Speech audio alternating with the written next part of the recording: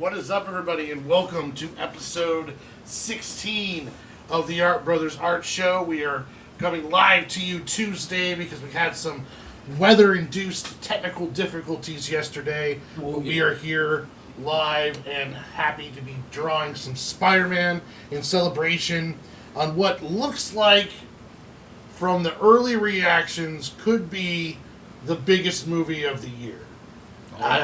It's starting to look that way. I mean, it's got a couple high areas to pass, but Spider-Man Brand New Day is looking like to be one of the breakout films of the year. So, as always, I am joined by the one and only Mad Mel. He is the writer, artist, and creator of Dead the Grim Reaper, which is available now for free on Global Comix, with issue 2 coming out soon.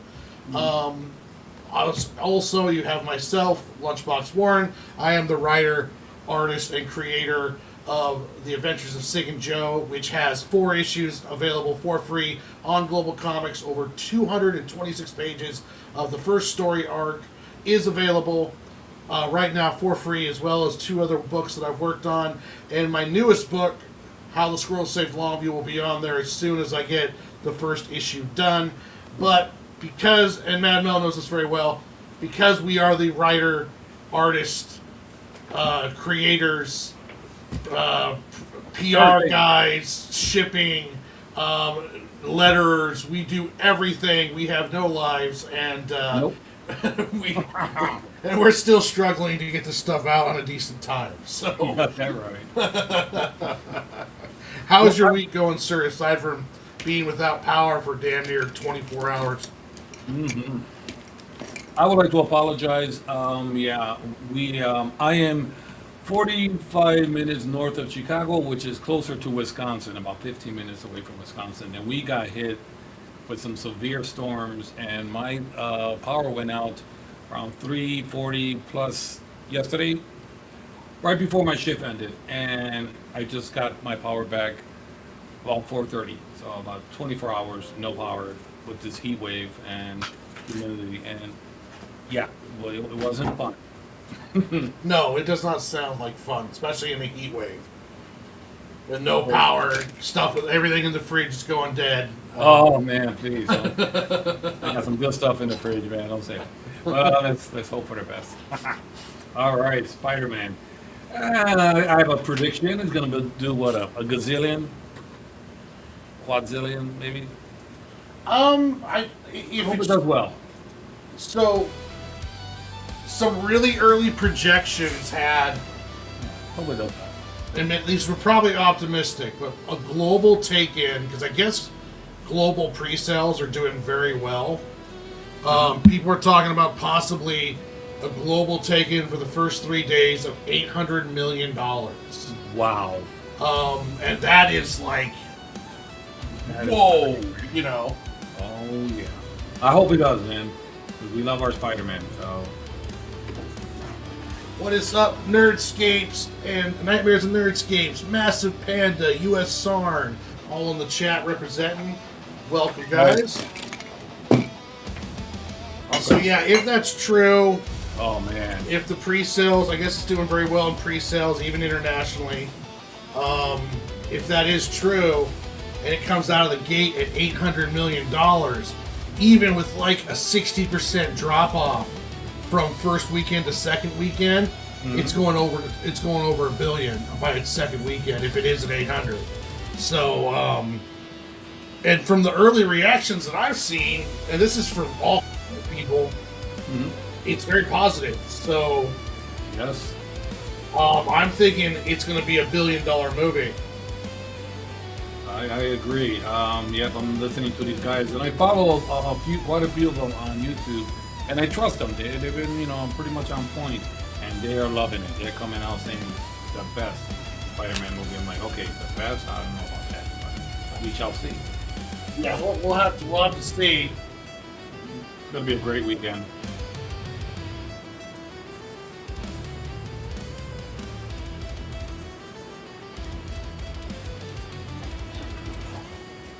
All right.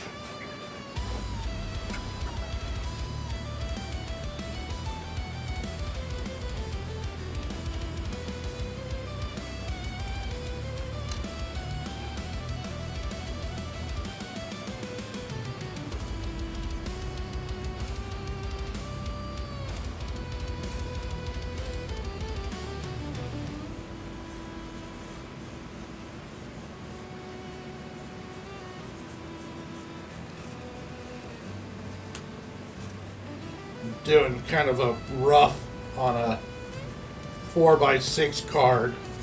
I'm not quite sure how I want to do this.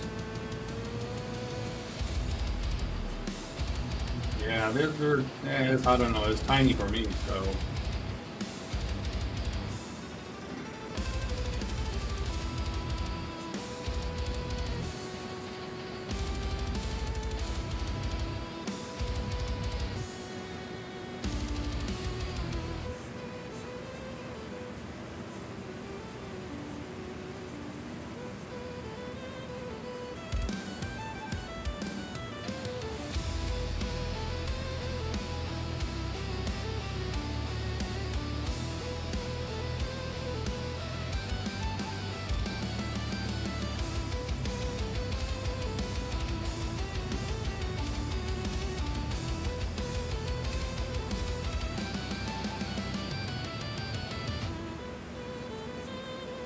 You are starting off with that card.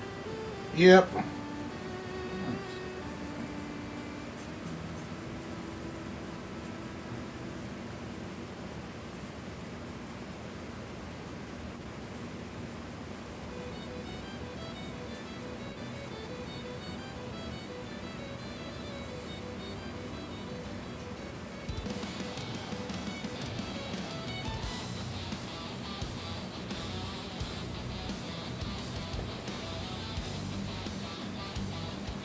I just can't figure out the Spider-Man pose yet. Oh, yeah. Yeah, I've drawn him many times throughout the years. It's like,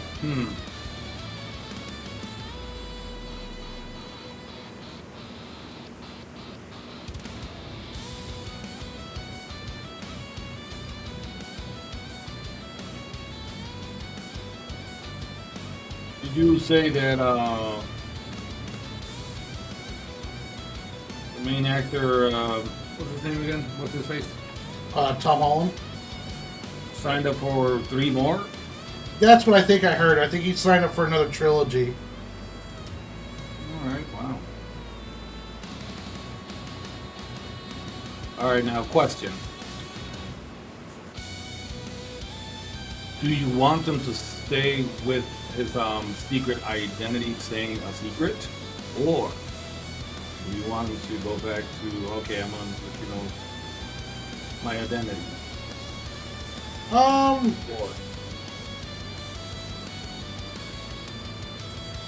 I'm cool either way, as long as the story's good. okay.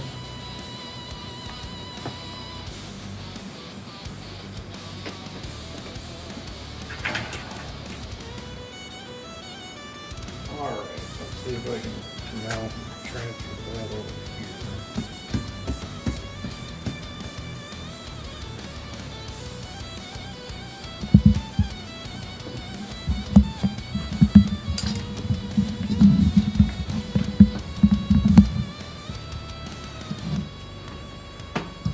See, Nightmare Nerdscapes asked a good question. Will we ever see a new Green Goblin?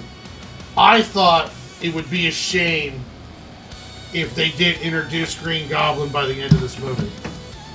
Not Green Goblin, but like the new Norman. Because it's like you didn't have Norman for the first trilogy, which is fine. You had, they did have Norman for the third film, but it was Tobey Maguire's Norman. It wasn't Tom Holland's Norman. And I would like to see Norman Osborn, because he is kind of like Peter's main villain. All right. Now, have you seen many years ago when they were doing a test of how the Hobgoblin, the Green Goblin, would look? Have you ever see that special effects studio that did it? Oh yeah, I don't God. know why they didn't go with that. Exactly, but I'm like, now is an opportunity to take a look at that again and like, hey, you know what? Maybe we should go this route. Rather than going to the mechanical, go this route. This might be something. I hope they look into it.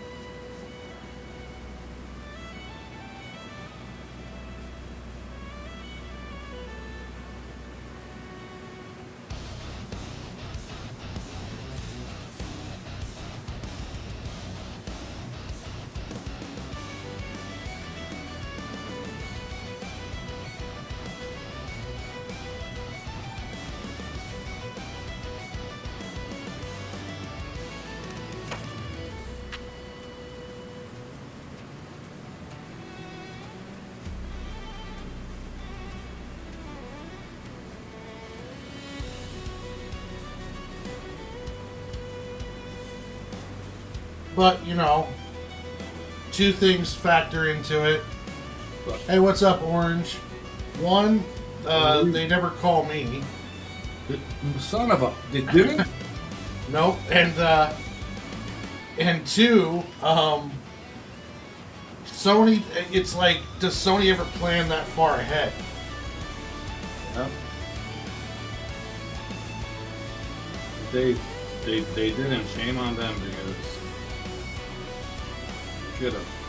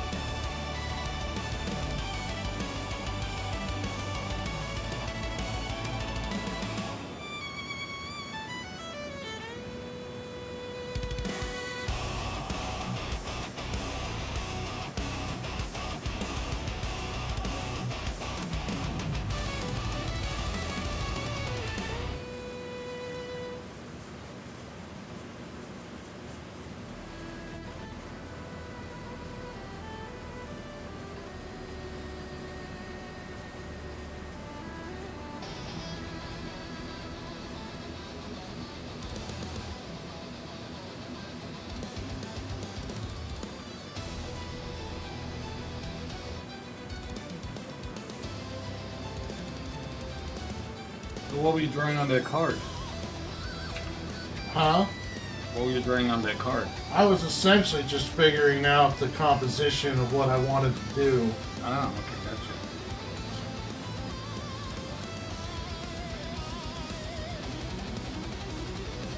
I guess you call like blocking, I guess. Mm-hmm.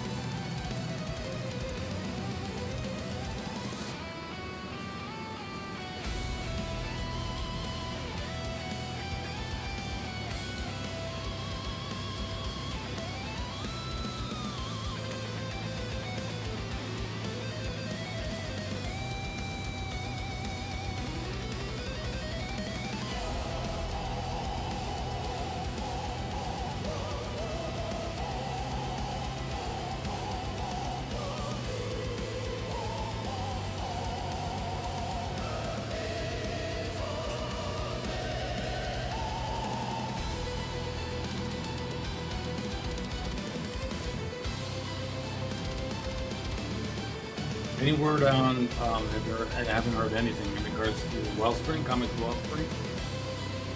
No, as far as I know, they're still out of commission.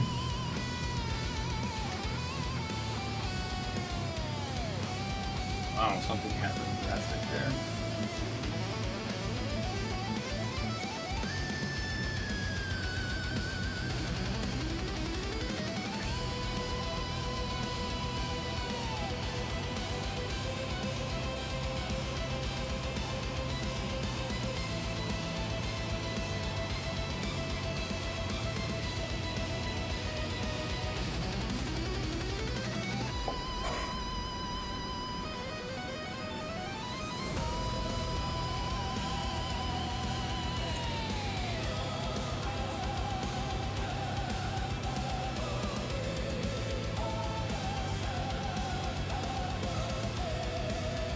Yeah, they just they sent out the email that they were shut down, and I haven't heard anything since.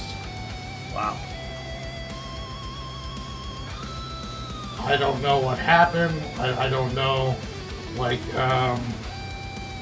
if like a machine broke down, if they had a mutiny, or what the deal is. What is the deal? It's time for What the deal?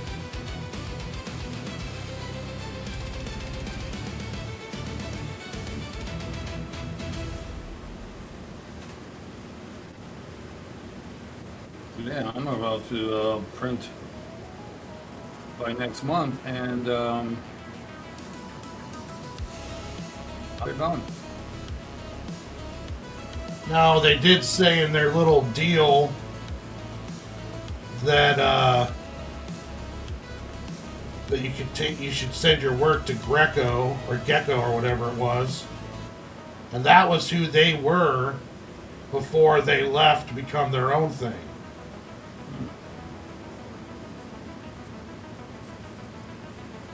So I don't know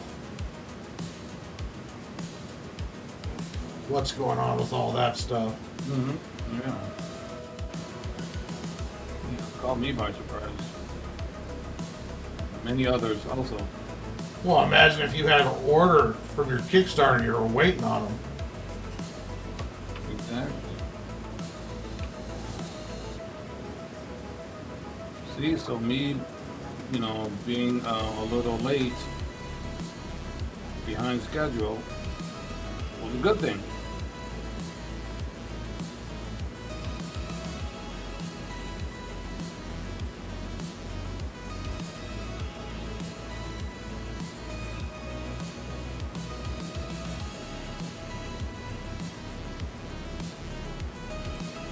I should have really been printing already by now. So,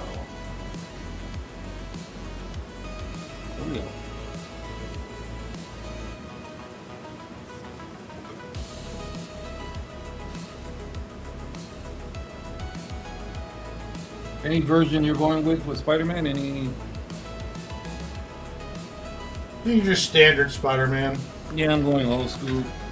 Little wing, web wing.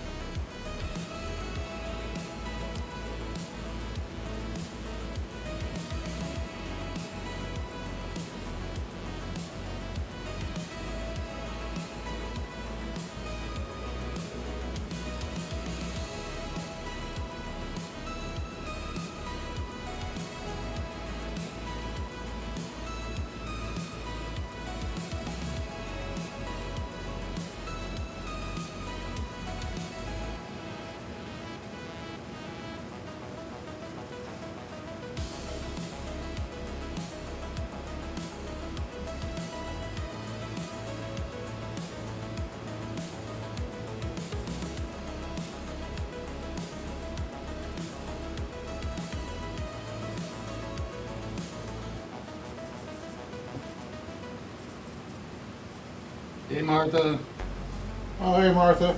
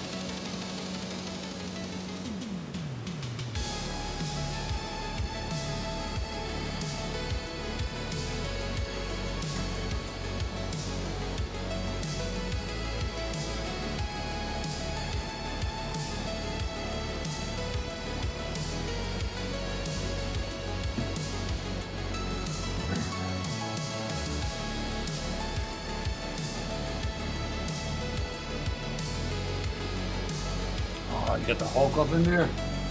Yep. Fabulous.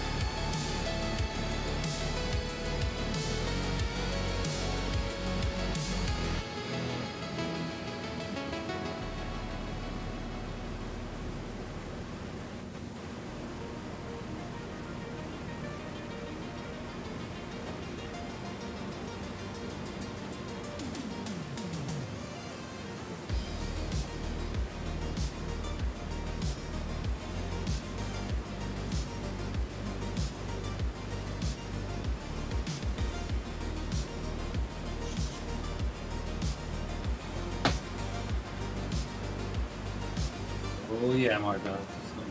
Spider weekend.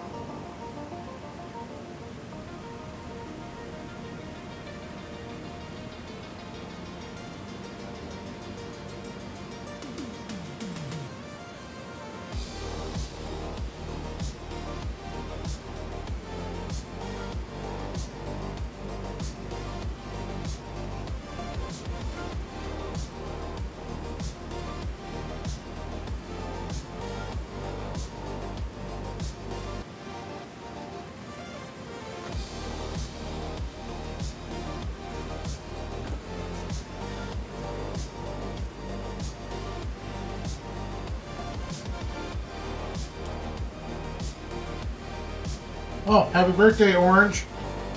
Hey, happy birthday. You've made it one more trip around the sun. Congratulations. Not an easy task.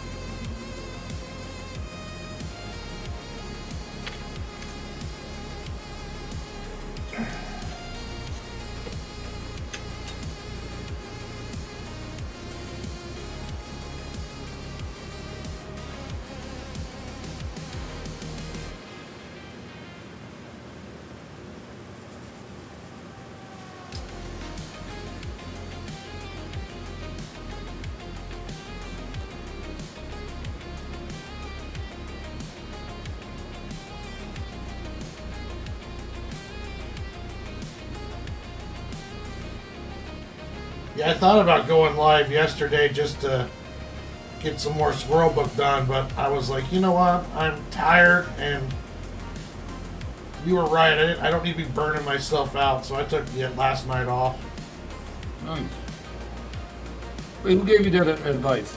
You did? I did? Yep. You're starting to become my life coach. I mean, okay, yeah, listen to me. Okay. Yeah, it's only now. Sometimes just chill, catch a movie or a series or something you've been wanting to see or do or game. A little gaming here, and yeah, that's good. That's healthy.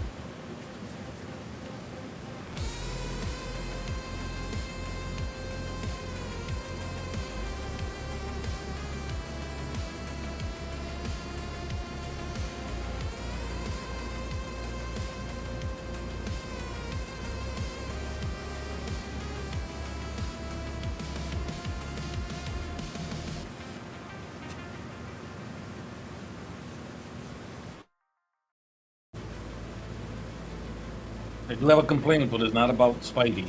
What's It's that? how he's drawn. Oh, I yeah? don't like the oval head. Okay, all right. I don't like the oval head. I think there's you got cheekbones, you got so many factors in there, and you're gonna just be lazy and do just an oval head, and I don't like it. It's just a pet peeve of mine. Like Spidey deserves better because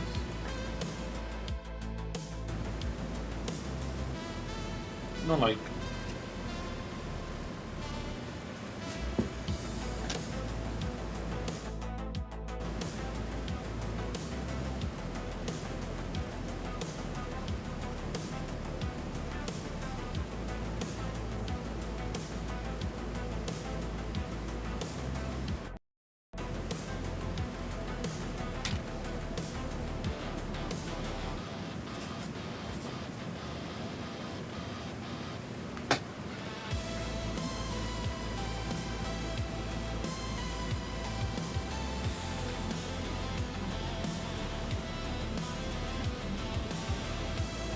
You're right, Master Panda, but the insanity part is too late for me. But we can save Warren, though.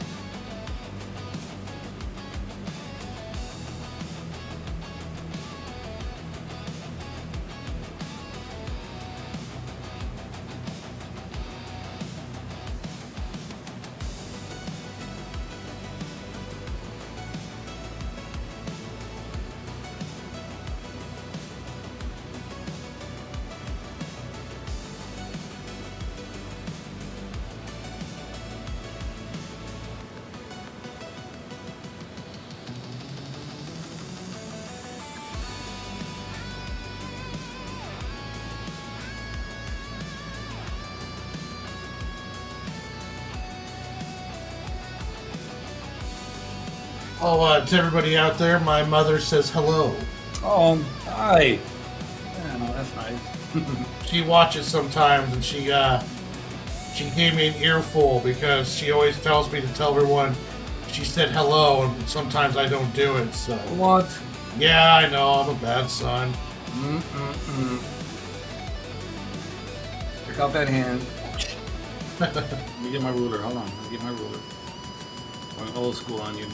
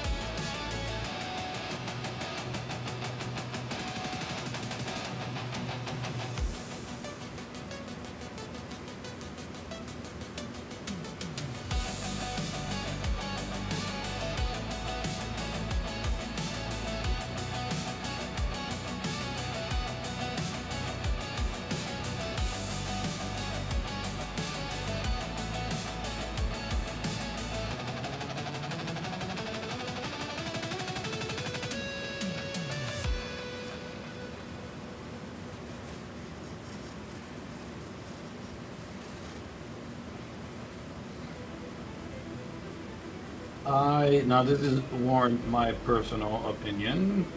Yeah.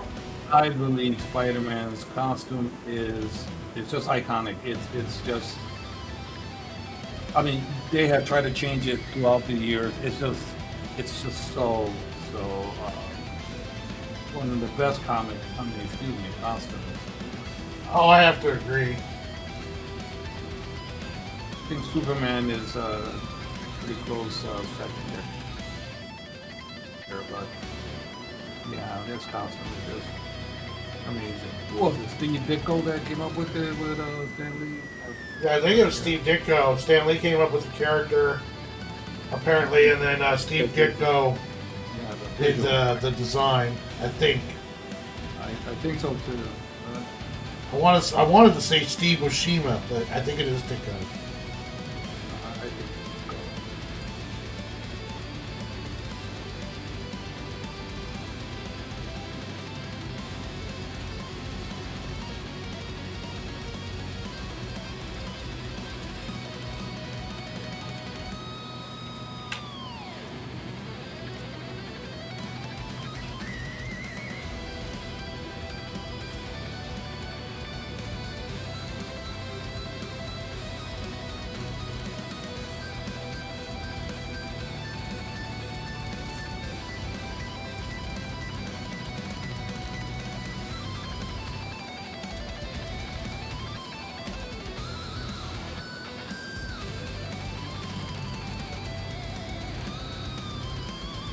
Aside from this show being super fun to do, it is such nice to have something different to draw and to be challenged once a week at the very least.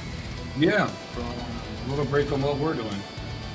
Because like we almost get. I mean, I know for myself, I get really comfortable drawing the squirrel stuff and the Sig and Joe, and it's like, okay, I'm in my wheelhouse. Now it's like I'm kind of have to be thrown out of that wheelhouse to draw something that I might have never even tried before. Exactly. And how do you feel about it? Oh, I love it. I think this is great for my artistic self-esteem.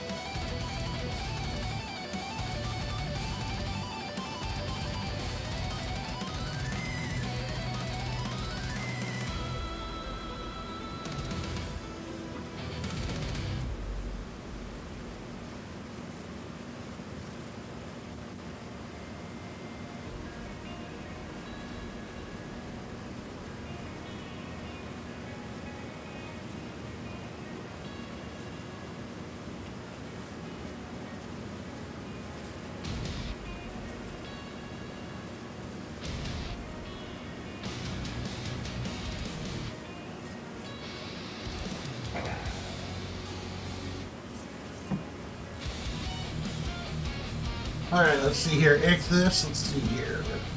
Stan Lee commissioned Jack Kirby to design Spider-Man, but he looked like a sci-fi character, so he looked built and how he knew him. Then Stan commissioned Steve Ditko design the character, and that's where we got the iconic design. Yeah, so you were right. Hey, I don't get to be right that often. I like. Very nice.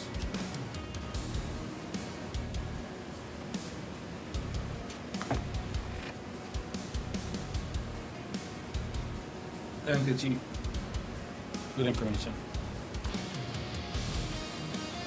Excuse me. Where's my water bottle?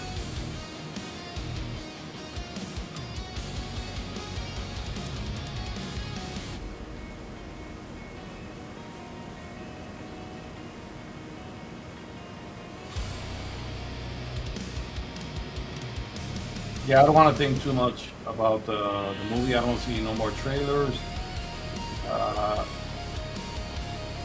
I know who is going to be there. There might be somebody that's going to come out of nowhere. I don't care. I don't want to know no more. I don't want. And the problem with social media is they'll go out there and say, "Hey, this is what happened," or showing clips. I'm like, guys, come on, man. It's a chance for everybody else to see it before you do that.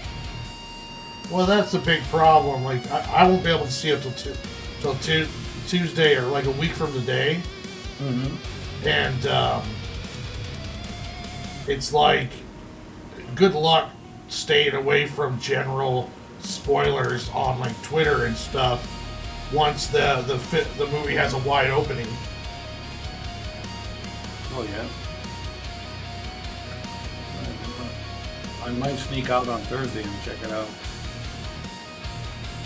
I'm mostly waiting for half off Tuesdays at my local Regal. Oh, it comes out on a Tuesday for you guys? Well, no, it comes out on Thursday, but on Tuesdays are for Regal Club members. Matinees are half off. Oh yeah. So I'm like, oh yeah. And half off popcorn, half off movie ticket. Can't go wrong with that. This time I'm going to take my mom to go see it because she wants to. So. Oh, nice. Nice. Yeah, I'm going to have to go see it with my nephew and then see it with my cousin. So I might have to probably see it twice. Which I don't think I might have an issue with that at all. I was seeing stuff with my older nephew, but he got himself a girlfriend now. Mm-hmm. And he does stuff with her.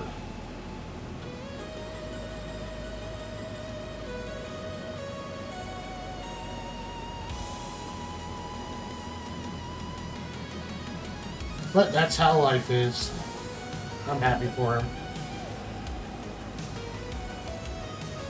So now I'm going to start taking the younger nephew to like Minions and stuff. Mm-hmm.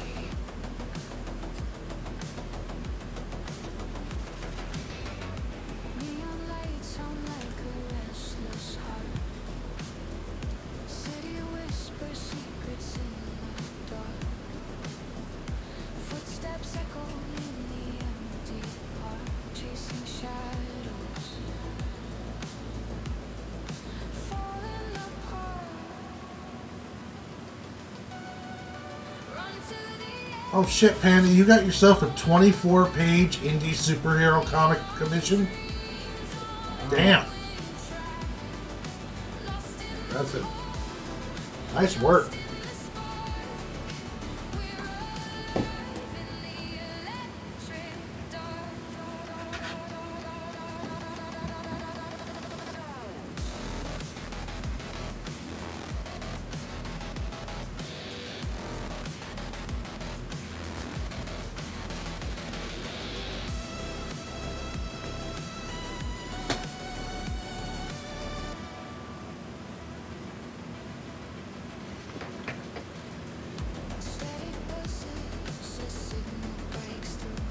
Would you do any commission work right now?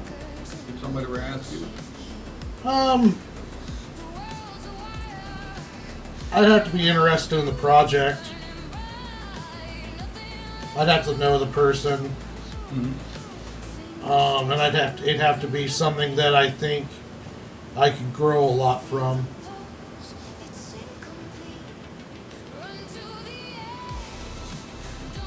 I'm not really concerned about money because I work my day job.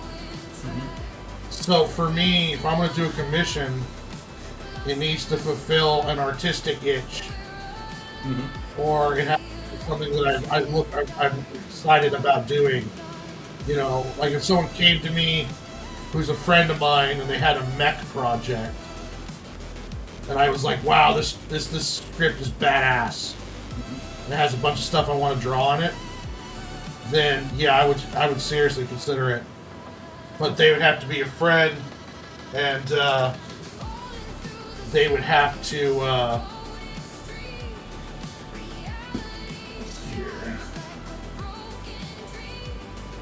They'd have to. It'd have to be really interesting.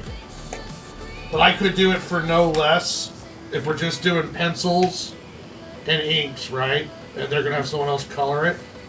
I cannot do interiors for less than $50 a page. Alright. Even for a friend. Yeah. Understandable.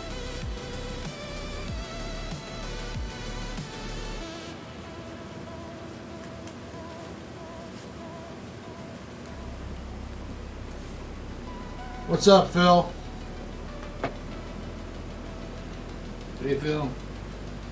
But yeah, I wouldn't stop working on the squirrel book for less than $50 a page. Yeah.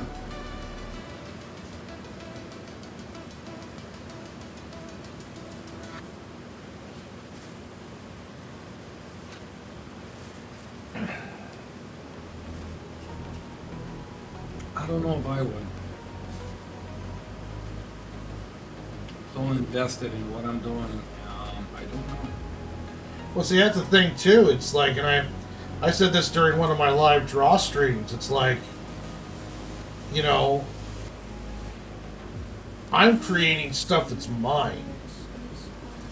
So if the money is not important to me because I work a full-time job to survive, so I'm trying to create something, working for poverty wages to make someone else something that I have no invested interest in.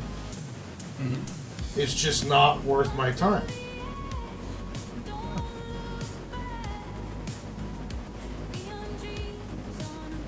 And that's just a personal thing. Like if people, you know, want to do that stuff, I'm hey, awesome, that's great. But just me personally, it's like I need to have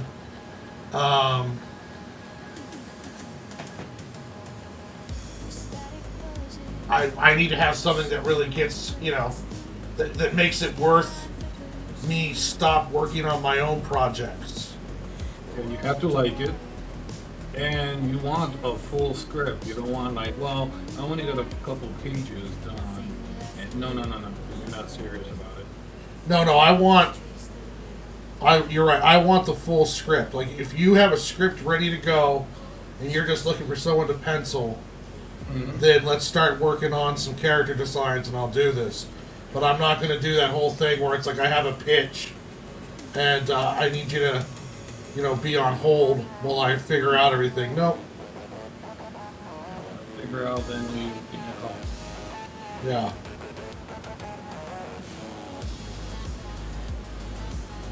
Because I just don't see any reason to do any kind of commission work when I can just do my own thing. Exactly.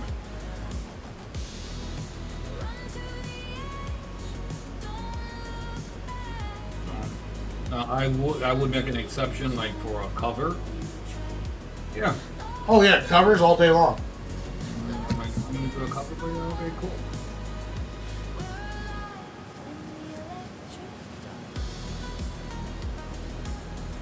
Yeah, covers all day long. If you want a gray tone full cover, $80. If you want just pencils and inks, $50. I'll do a cover for you. Mm-hmm. Yeah. That sounds fair.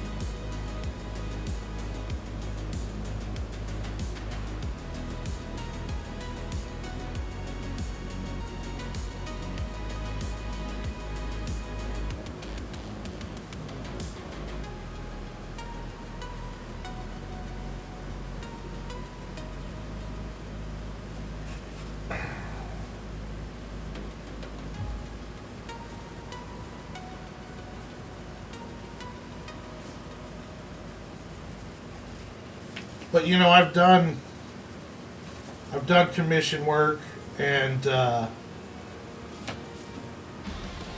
so far, like, if I did commission work for somebody who could get me my name out there more, I would heavily consider that. But I'm not going to do commission work for someone who's, unknown as I am. And so I'm open to commission work, but there has to be factors involved. It essentially has to be worth my while to stop what I'm doing in order to draw whatever it is they want me to draw. Mm-hmm. I agree.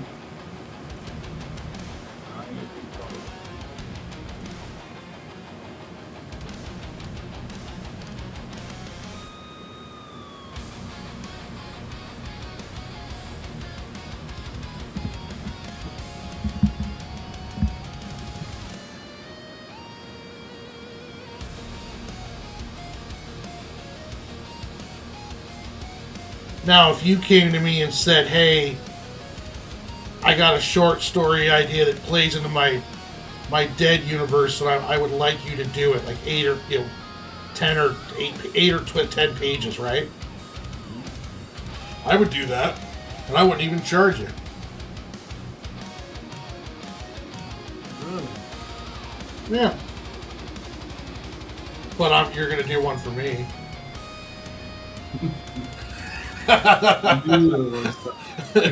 Waiting for it. You're gonna do one for me. we're gonna swap work for work. So while I'm drawing whatever short story idea you had, don't trust me. You're gonna practice your coffee cups and cigarettes, because I want to come up with something for you. Got a cigarette ready, Melvin. What? I don't know.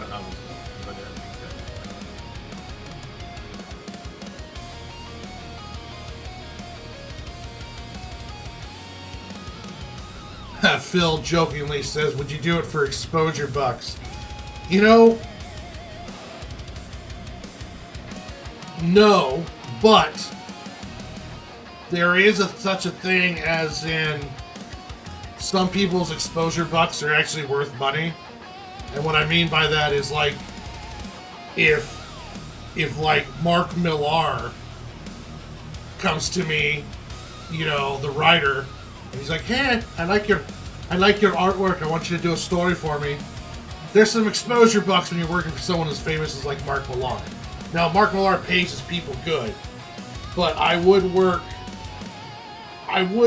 put aside my work for like a famous person or someone that has a lot of throw in the industry. So, Joe Mad approaches you. I would work for free. That's it. I didn't even have to finish. I knew you were going to do it. I knew you were going to be like, "Oh, hell, that's it. What do you want? What do you want?" What do you want, Joe? I'll draw whatever you want. I'll work for free. War? I'm going to draw death? I'll do it. Battle Chasers? Hell yes. Oh my God. That's what I want to see, a movie. God, get somebody that does, you know, artificial AI. Can you just do one for Battle Chasers? I'm I okay. think they're already working on one. Don't say it, man. Don't tease, bro. Oh, I love that team, man. Oh, it was just. And then when they came back and this guy started doing the art, and then he stopped, and then he's doing his own creator own work. I'm like, well, wait a minute, what happened there? I think it's because Joe wants to do it. And he said it too. Yeah, he said it in that Ink Pulp interview that he wants. You know, it's his baby. That's his baby. Yeah, but I'm like, I feel you. Yeah. I'm gonna start drawing Sig and Joe. You're gonna be like, wait. Oh, that's my baby. No, hold on. Wait a minute. Let's talk about this. Talk about this, bro, because that's my boys, man.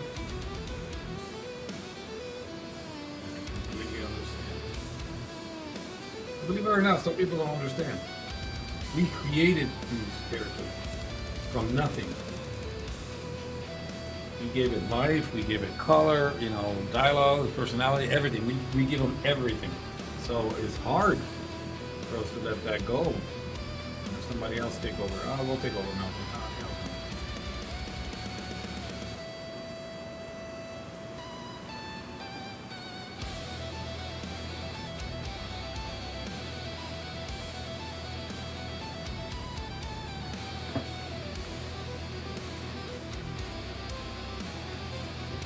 No, Miller's marked up. He's on a roll. My goodness. Doesn't he have some work with Netflix or something like that? Yeah. It's like, oh no, he did it. He made it. Amazing.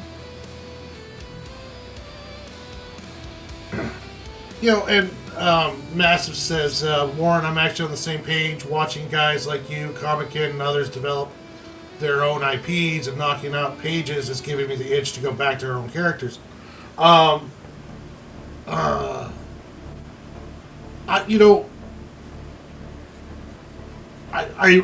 I strongly recommend.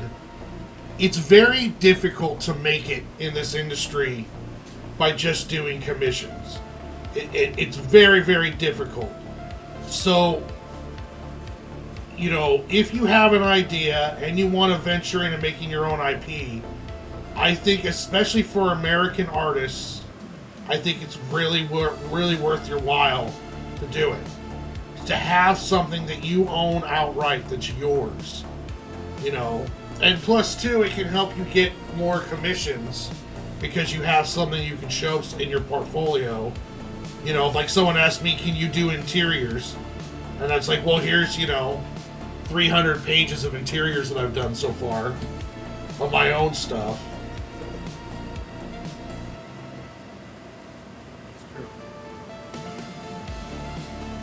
Our portfolio now, because of us doing this, is, well, this is number 16, right?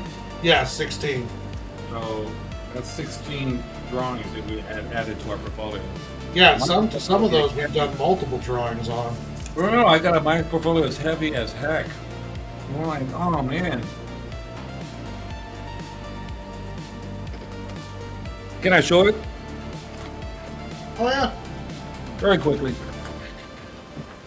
Not that far away from me.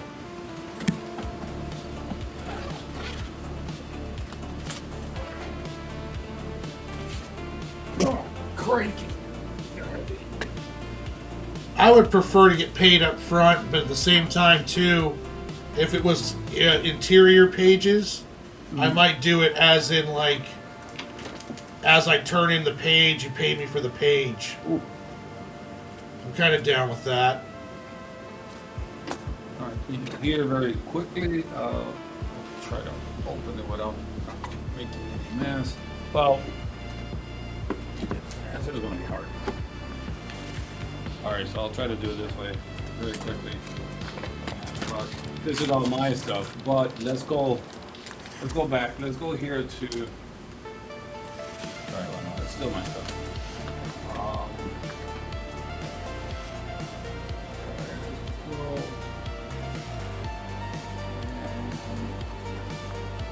Yep, right here. LunchBox live stream.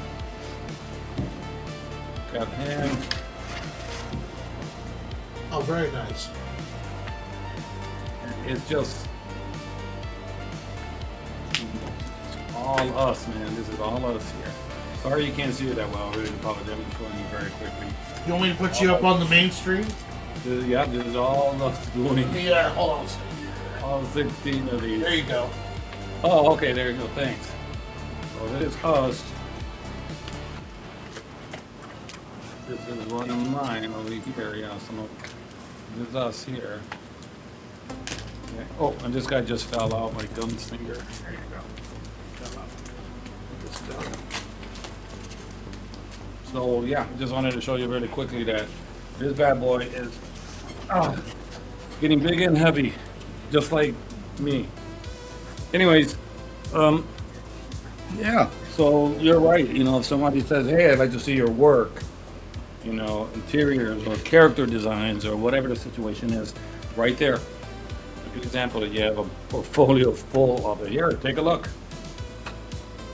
And even, you know what's really good too? Samples. Hey, I got some samples. You want to take some of these samples? And here's a business card. Boom. Done. Oh, he'll remember you.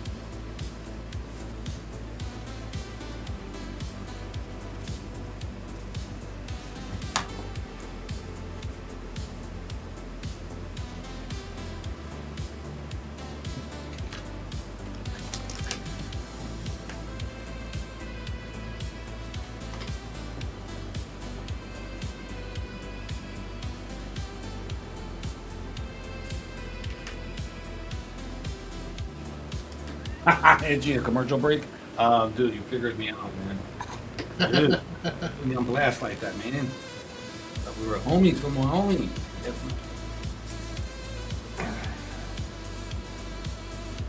No, I just want to show that, man, you know, your portfolio, it's, if I were to be asked, hey, man, you know, can I see some of your work? Oh, that's it. You just, you're going to see a lot. Oh, okay, this guy's, and the thing is that it'll take you seriously too, you know. I'm like, okay, if I asked this guy out to see some of his work, he showed me his portfolio, and he gave me some samples and a business card. Yeah.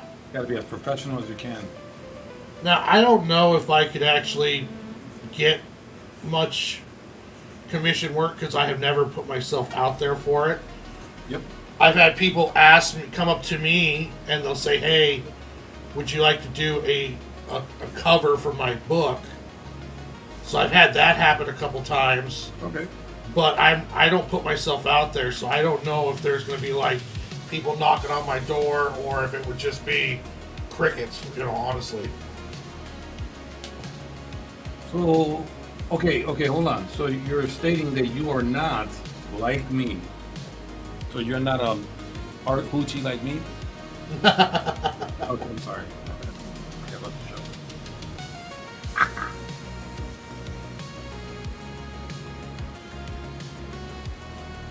I pretty much just do my own thing and see if someone would want to, if someone would approach me. And so far, no one has, you know. We got somebody on the stream that's doing their own thing.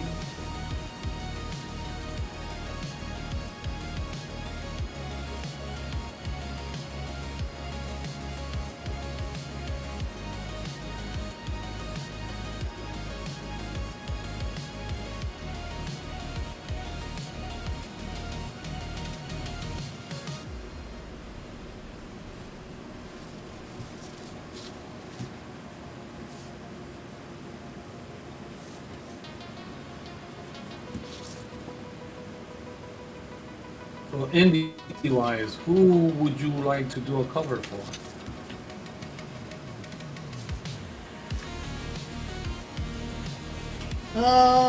Good question.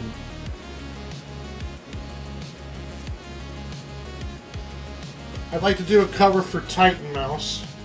Or Titan. The one you showed me. Oh, okay. Yeah.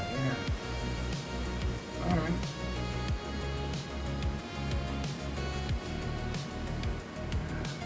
I want to draw what you've drawn. And no, I'm not a hater. But it's Transformers. I haven't. I don't recall drawing a Transformer. Well, you said indie, so I was just like, I'm thinking like indie guys. I didn't know like if we're talking about anyone to do a cover for. Yeah, I would do Transformers cover, Ninja Turtles. They're not good. You consider indie, aren't they? I mean, I don't know. I don't really consider them indie because they're being published through Image. Yeah, that's a tough one there. I consider Image part of the big three, but that's a personal thing. You know what? For as long as they've been around, yeah, and they're still around, that's a good argument right there. I would agree. Like, yeah. I heard rumors. The rumors, man. Okay, with a grain of salt, of a Spawn animated series. Yep, I've heard that. Movie.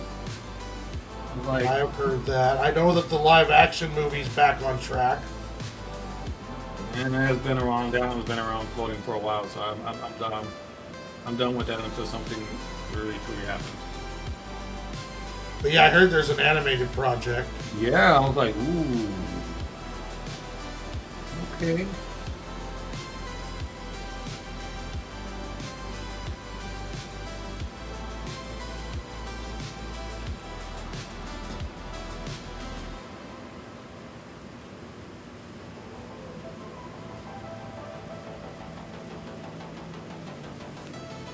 Yeah, it's I love that character. It's just so tragic, and I mean, he hit on everything: the love, the sacrifice, good, evil. I mean, he did perfectly. You know, it's like, wow.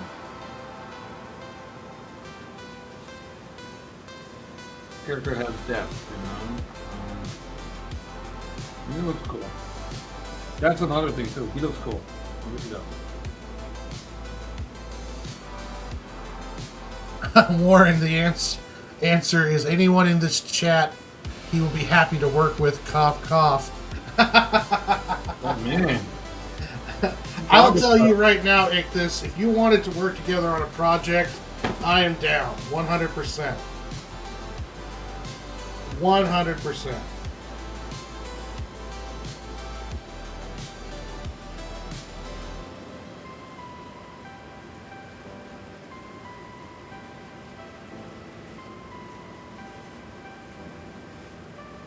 After I read the writing on your Odyssey of the Dreamweaver, yeah, I'm down 100%, man.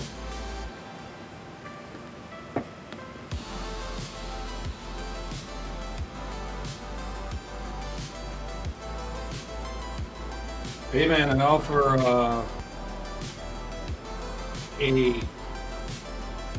pin-up or cover, whichever you want. The Dreamweaver. And I'll even give you the pricing right now. We should have done Dreamweaver characters for. Oh no! Put it on the list, man. Put it on that list. You got the list, bro?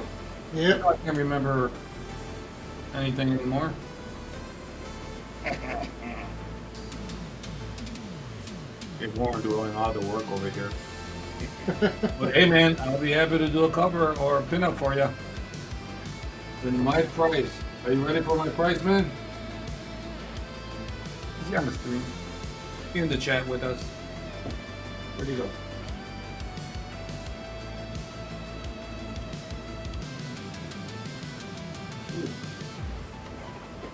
Yeah, like the animated spawn. That was fun.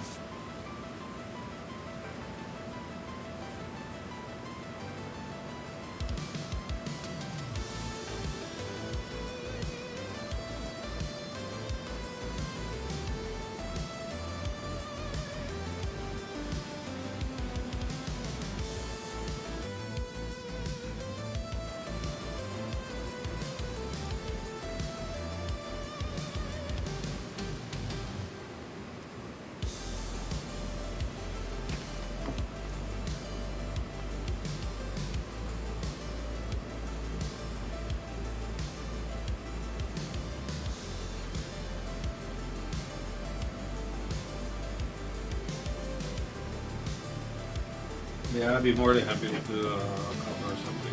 You know what? We should do it on the stream at the same time. All right? Do covers? Yeah, for Dreamweaver. Yeah, I'm down. We got the big challenge next week. Oh,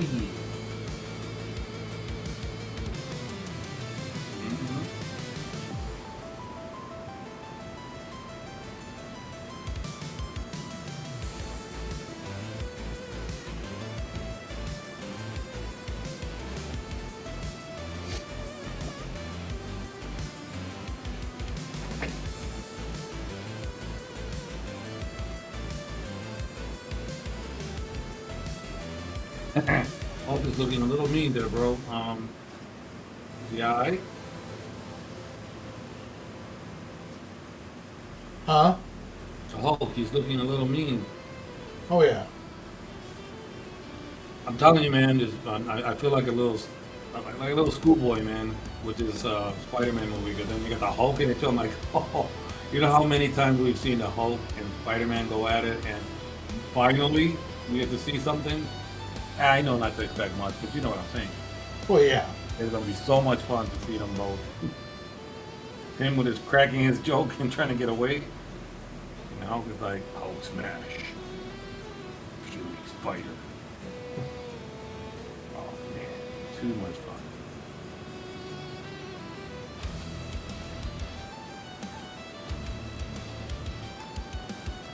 I want to sneak out Thursday, probably. I'm going to do my best probably to sneak out Thursday to see it. And then, yeah, Saturday I'm going to go see it then with my nephew, my cousin. So.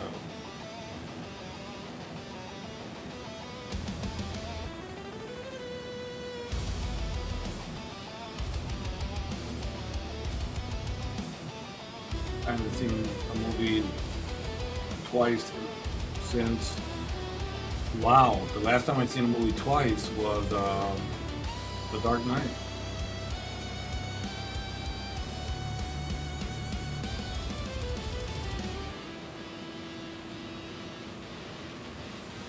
Movies are too damn expensive to see twice. You got that right, man. I mean, that, and how long ago was that, The Dark Knight? That was back in the day. But now, it's like, I'm gonna sacrifice it. No, you know what?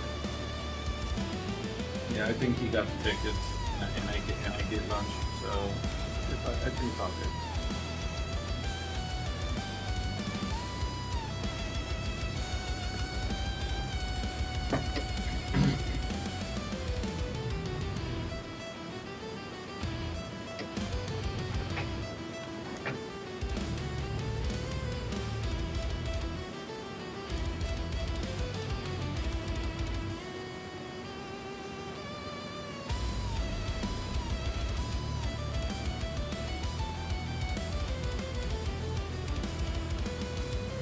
You didn't get this bad storm that we got over there? You guys are okay? Yeah, Little rain. we essentially just had a little bit of a heat wave, but nothing like what you guys have been facing.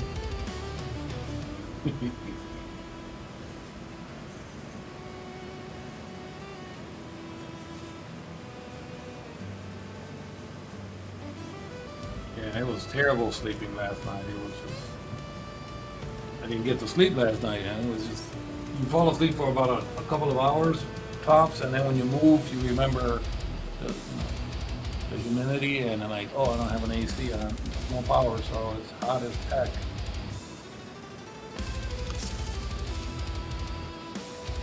But hey.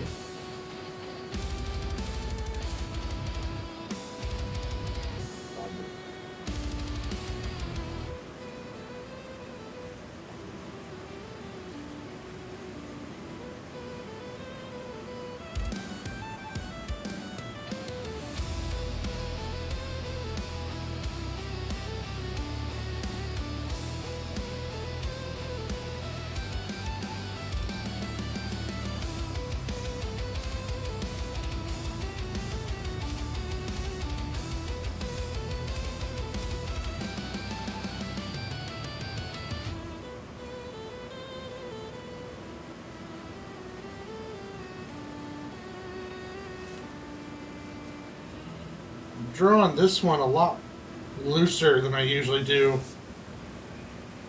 Oh. Any particular reason why? I noticed when I was drawing the redraws on the Squirrel book, they came out more energetic when I stopped. When I stopped trying to be like so perfect all the time, like as close to perfect as I can get.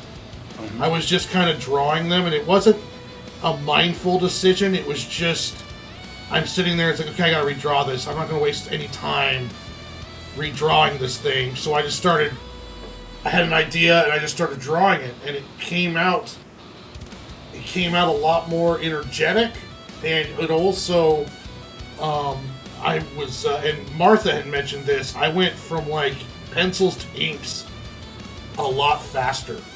Nice. So I always say I'm trying to loosen up. Loosen up, bro. I've been telling you this for the longest since I met you. No, not really. Oh, you all right?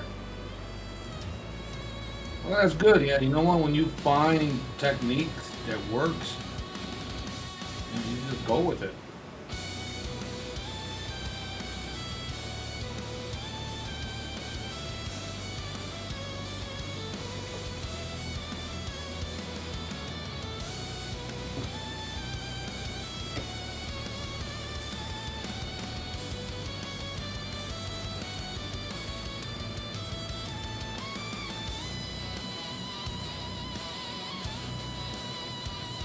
Oh, nice. Yeah. Oh, wow. Color.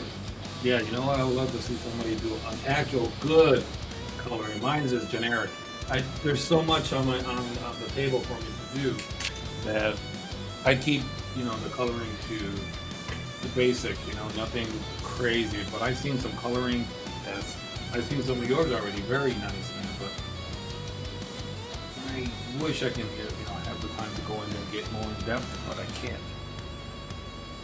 No time. Something has to give. Yeah.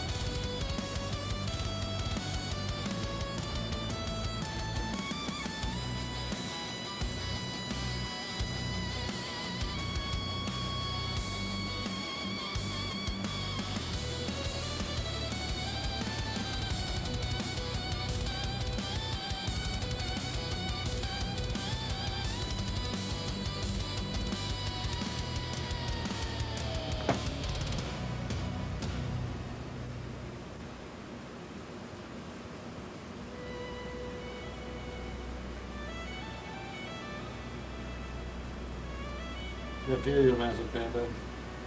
Feel you, man. The struggle is real.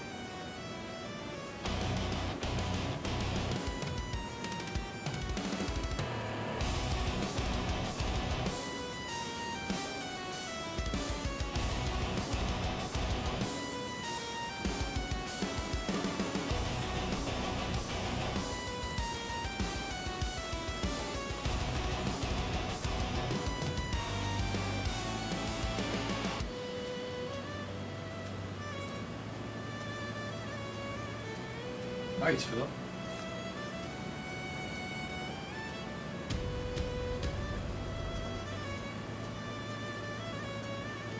Yeah, fill colors right over top of my grayscaling.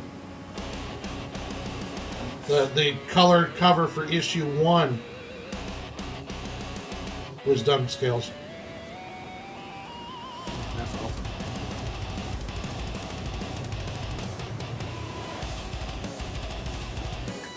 Well, that's supposed to be the correct way to color, and I agree. I just don't do it.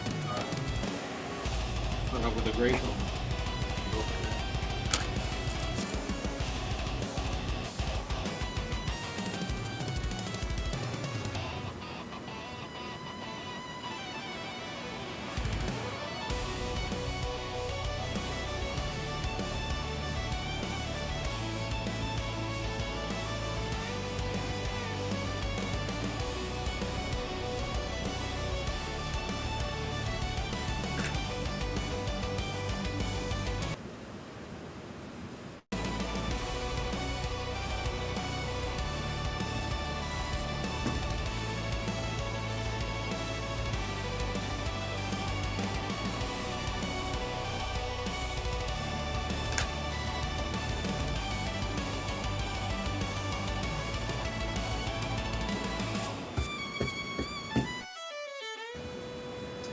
Good question, Mr. Panda. Hey, got a question for us. What's up? Ask if we have to outsource anything that we're doing. What would it be? Colors, inking, Well, pencils. I would I won't use colors because I don't color. So it's not really outsourcing on that one. I would probably outsource lettering. True.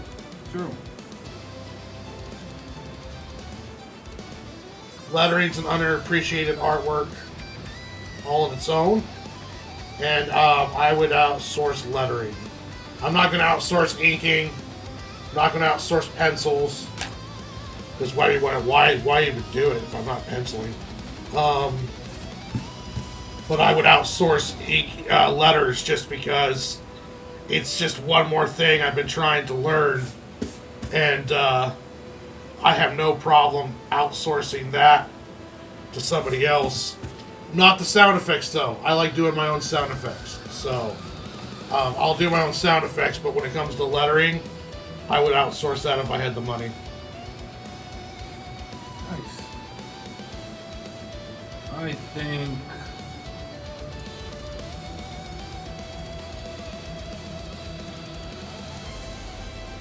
Yeah, that's a good question.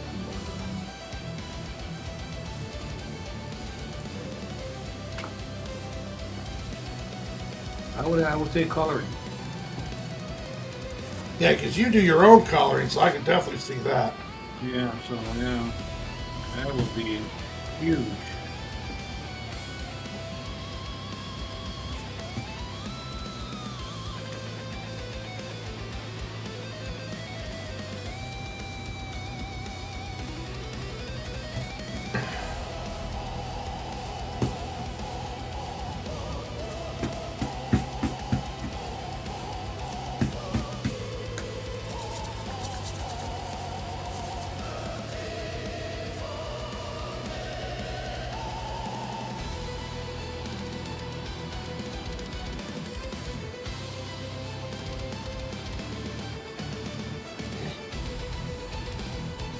Now,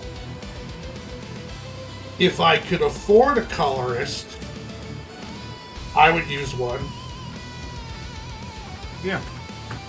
But it's not just paying for the colorist you're affording.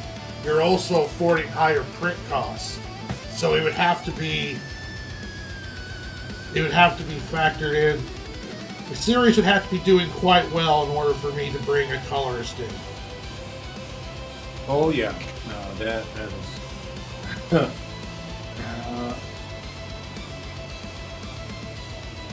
it would have to be doing very, very well.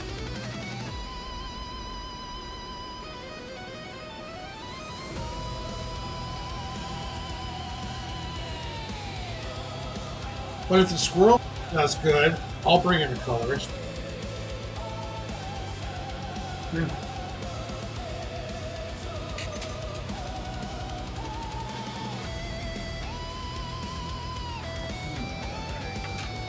That boy. Kiss me, that boy. Who said that? Come on, what movie? Come on. What was that one? What was it? Kiss me, fat boy. Oh, what? Which one was that? Oh, damn it. Put you on the spot, buddy. I know, and I can almost picture it in my head, too. Oh, it wasn't it, was it? Yeah. Yeah, okay, there we go. Yeah, Nerdscape's got it, too. I laughed so hard, man, when he said that to John Ritter. I'm like, oh, no, he didn't. No, he didn't. Kiss me, fat boy.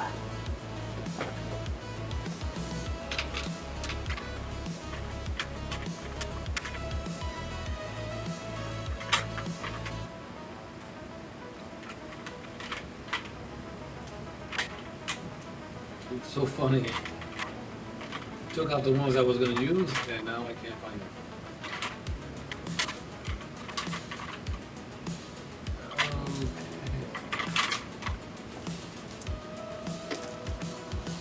Okay, very nice now.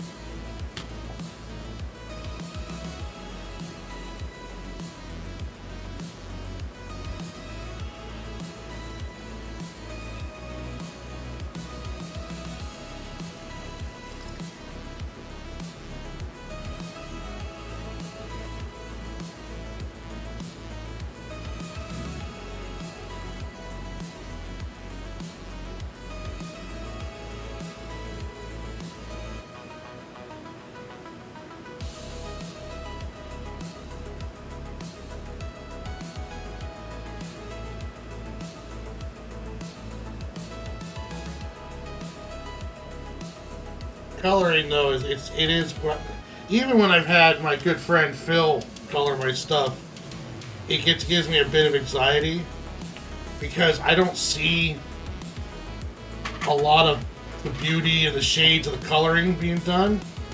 So it's kind of like, or when I get asked like, what color should this be?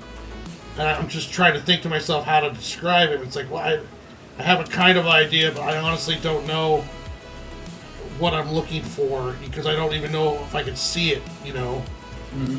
It can get kind of frustrating on mine, but not frustrating, just a little anxiety inducing because I'm just kind of like, you know, I don't even see it, and it could be even way more beautiful than what I'm seeing, but I don't get to see all the range.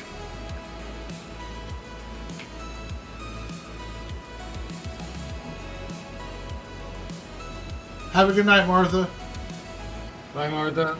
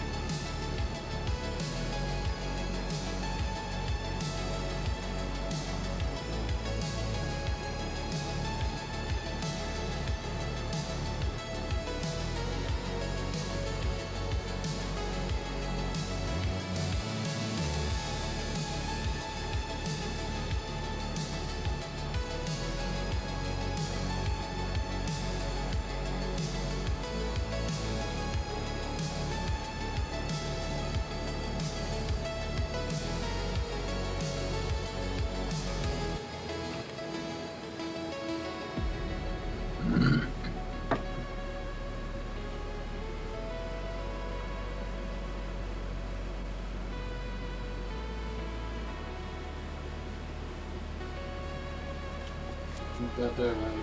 Master Panda. Nicely said.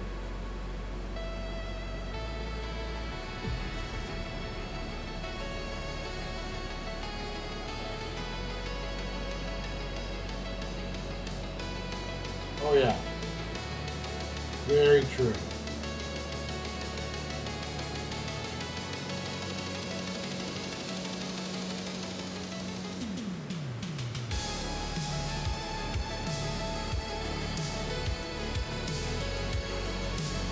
That's why I always thought it was silly when people would get into arguments about what's more important on a comic book. It's like everything's important. You know, everything is it takes a pro level of understanding to do. Lettering, inking, penciling.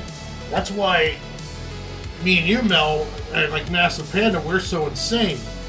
Because we're doing the job of like, 4 to 5 people, and each one of those jobs takes a mastery level to do. So no matter how hard we work, we're always going to be lacking in some area. Yeah, one of those areas. You know, we're going to be lacking in areas like lettering. We're going to lack in areas like coloring. We're going to lack in areas where we don't have that expertise because we're trying to juggle multiple things at one time, and it's just impossible to master all those different deals. Yep.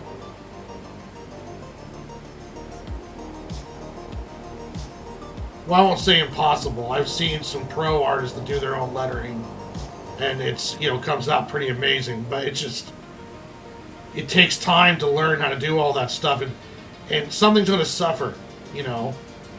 Marketing is going to suffer if you're doing everything on your own. It's all a full-time job, and it all has its own mastery and learning curve. Couldn't have said it better myself. So, Well, thank you, Panda. Yeah. And that's one thing I worked on doing was like creating like this cell shading style that people can look at and say, okay, this is still cool without being colored. Because there is something about a colored comic book, and if I can get by without doing that and build up a style that people are all like, this looks cool without being colored, then yeah, I can work that. I think it does limit me on storylines that I can tell. I don't know if I told a cape superhero story in my style if it would look as good without being colored. You know what I mean? mm-hmm.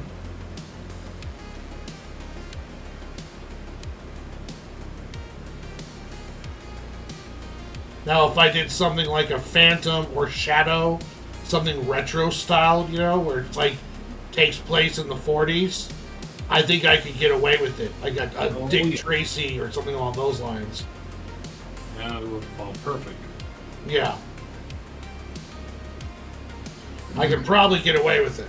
But it's if I'm doing like Superman, a type kind of book, I don't know if my style would work as well.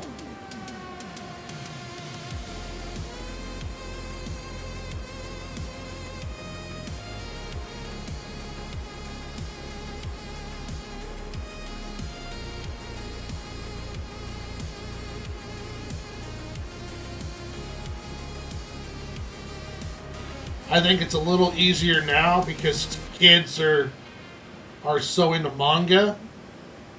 So, like, My Hero Academia is all done in black and white.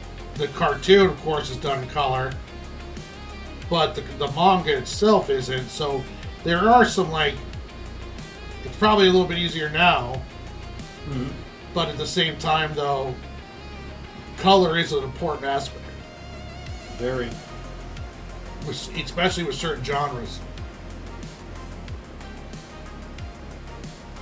Yeah, that's why the one that we're working on, the holiday horror tales, I like that it's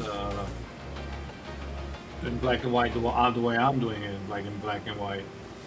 And it's been a while since I did it, and anything black and white like that, I like it. It's been a long time.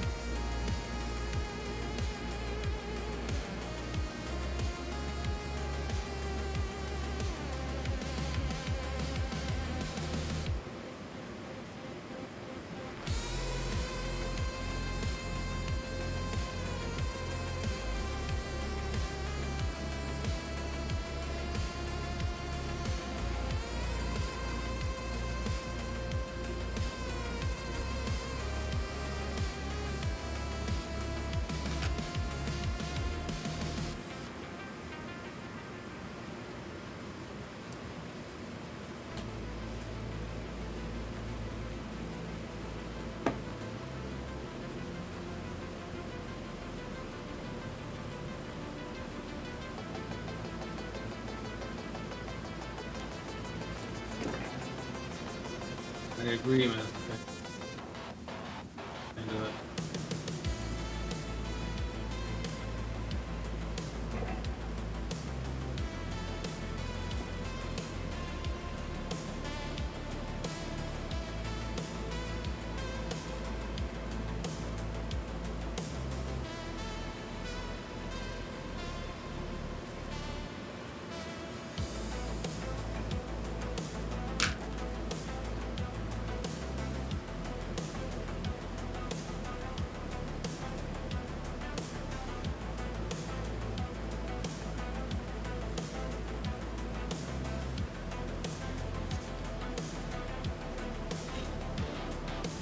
Do you ever see yourself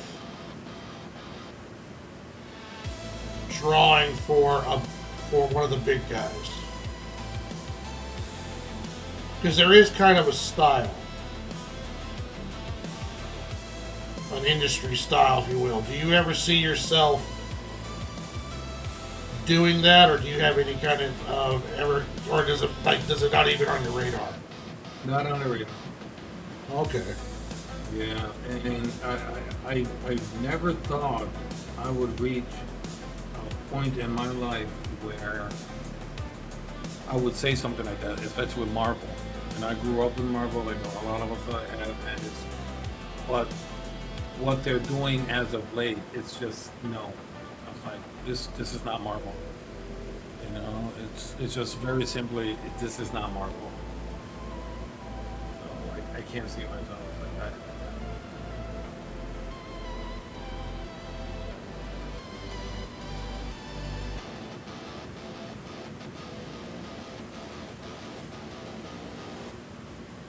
Yeah, I'll flip that question on you.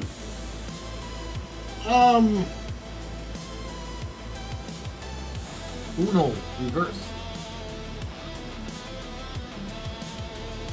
Yeah, it's a very good question, very deep. You know, we love them, we grew up with these guys, and some to draw Spider-Man would be a dream come true, you know. But Yeah.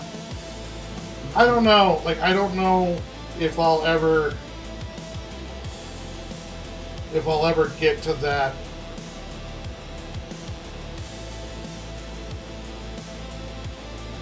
level, if you will.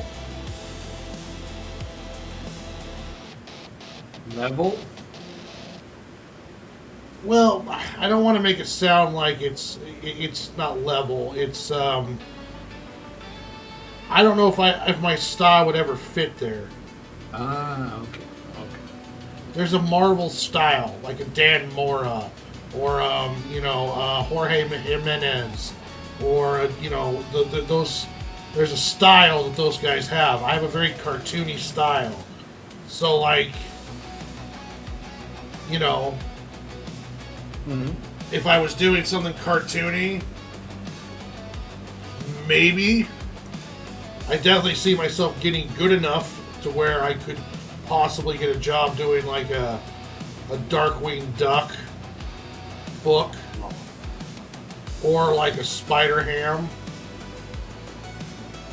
But I don't see myself ever doing Captain America. All right.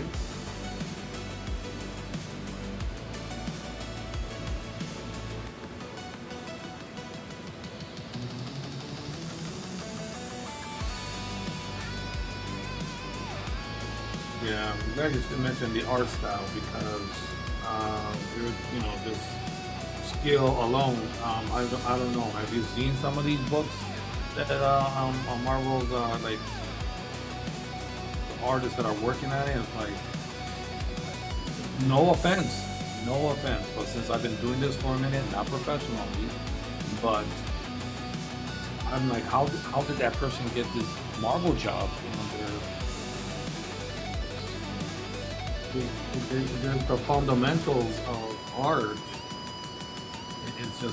It's not there. And it's like, I seen one, I'm like, wow, this is a parody. This can't be. You did not get a job at Marvel. And yes, it did. I'm like, how? Yeah, I have seen some of that, especially on a Marvel side. DC has a better bullpen of artists right now. Like, DC's artists are just kick ass right now. They've got some really, they're cooking with some gas. Starting with that Jimenez. Oh, yeah.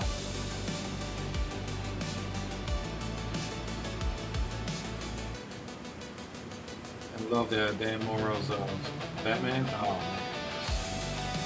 wonderful. Plus, Dan Mora can draw like 20 books at the same time. So. Oh yeah, he's like us. He don't sleep. He's like us, man. He's like, this guy don't sleep. Yeah, what are you guys sleeping for? Yeah, a bunch of slackers. What the? Yeah. Whatever, bro. Dan Moore is insane with his with how many books and covers and stuff he's doing. Yeah. Because he's doing like interior for like World's Finest. I think he's doing the Justice League book. He's doing covers. He's doing Transformers. Yeah, I'm like, dude, take it easy. Making us look bad over here.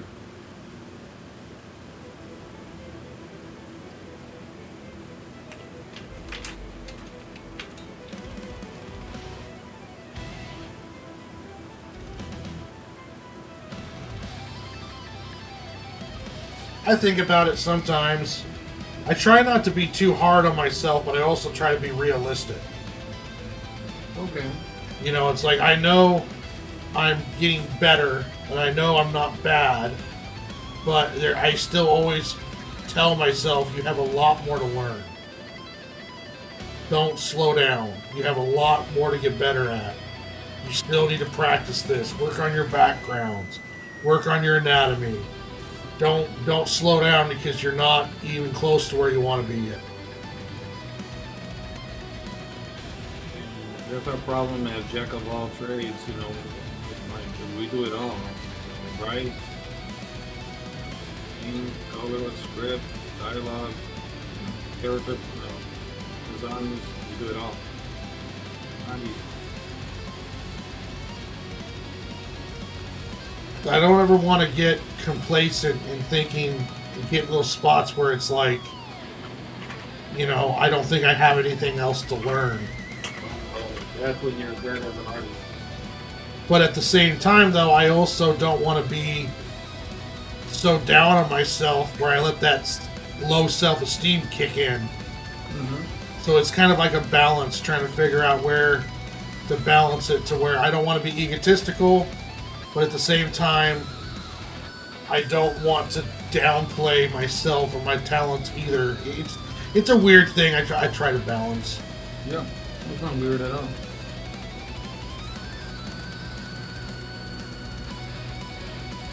Like if someone came at me and was just like, you know, you're not that great or not that good, I could defend myself pretty well. But at the same time, though, I'm also telling myself it's like you have a long ways to go. I'd get hooked. I'd be like, no, get your monkey ass. Something like that. I don't know.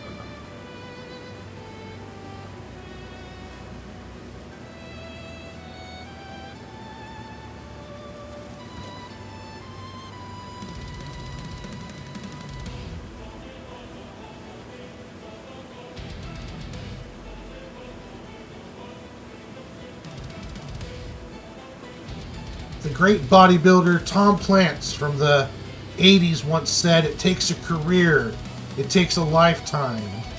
The same applies for art. We'll spend our entire lives evolving and learning new techniques. That's a 100% right. 100% right, Massive. Yep. Like I said, once you think, oh, I can't learn anymore, then you're dead as an artist. Yeah. You can always improve, always learn. Now, if somebody like, I don't know, Bernie Wrightson were to say something like that, I'm like, oh, okay. That man, it was just insane. Madness.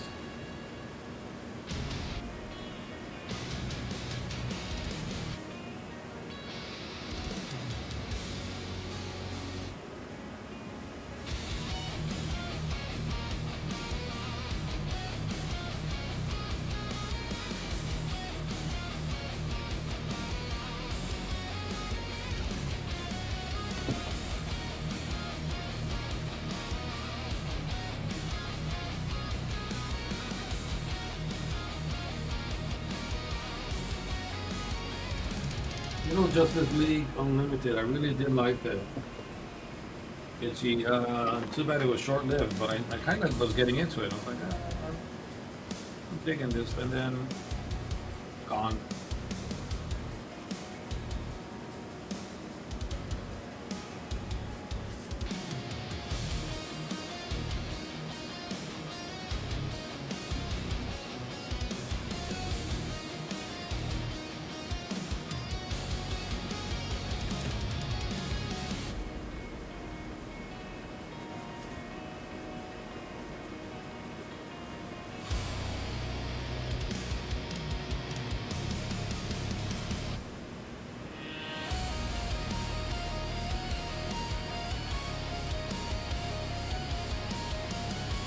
Oh yeah, Batman Superman World's Finest is Mora drawing everybody, and it is so good.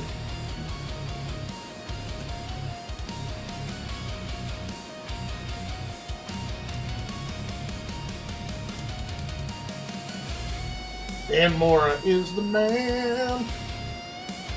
Yeah, I hope it doesn't hear me. No, what the hell with you? Just joking, bro. He's too busy drawing, the interiors for 6 books right now to be bothered with what we're saying. What did he say? I'll get to him later. I'm thankful, buddy. Keep going.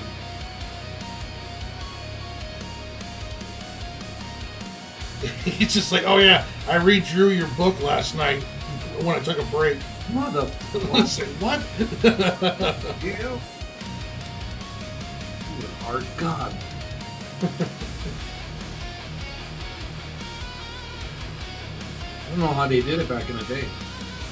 I think time has sped up with us or something. But back in the day, you had, John Byrne working on several books. It was just insane. I'm like, how is that even possible?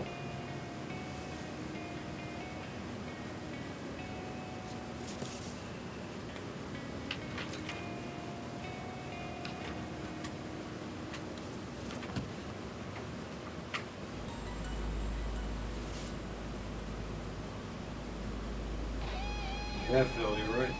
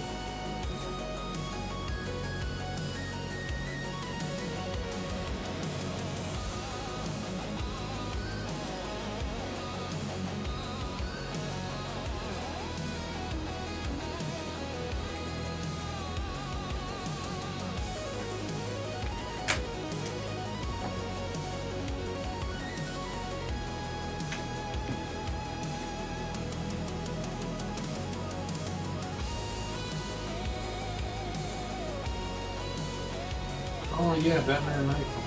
Yeah, Phil's mentioning Batman Nightfall is going to be what next one he said? Yeah, it's like end of next month. Yeah, I seen the previews. I was like interested. I'm like, okay, I can see this. I remember the last time they released a Batman.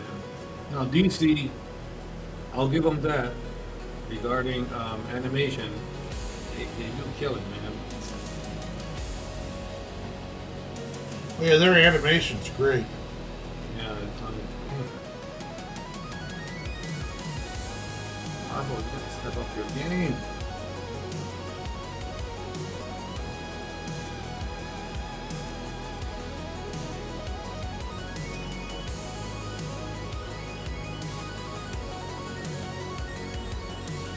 Yeah, Marvel's doing X-Men 97, which is the first season was really good. I heard the second season was okay. So you haven't seen it? No, I haven't watched it. We're guilty.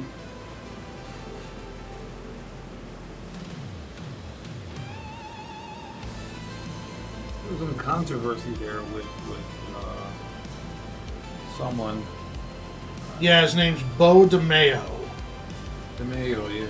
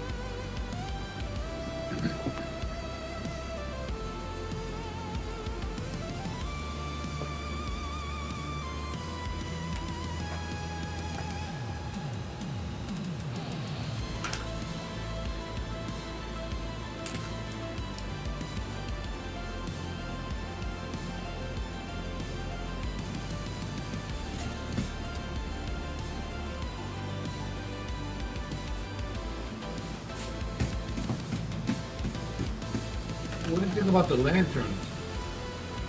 I'm looking forward to it. In the trailer, I was like, okay, I think this is a better trailer. I was like, you guys should have led with this trailer. Exactly. I was just about to say that. Like, no, why did you? I know. But I would have led with that one too. No, I'm looking forward to Lanterns. I got HBO. I've got HBO Max, so I'm all set. Yeah, Blue Eyed Samurai. I might pick up Netflix again when that comes out at the end of the year just to watch that.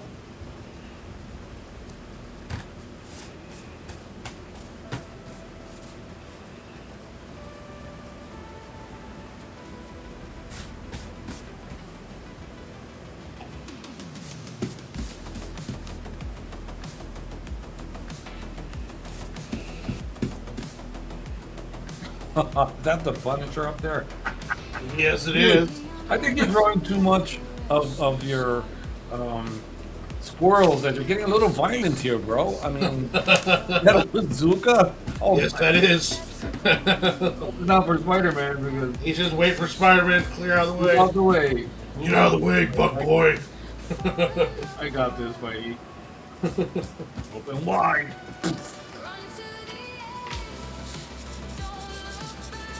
Sorry, man. I didn't mean to, diss your squirrels. Saying that you're, violent now, but you've always been violent. I'm just saying.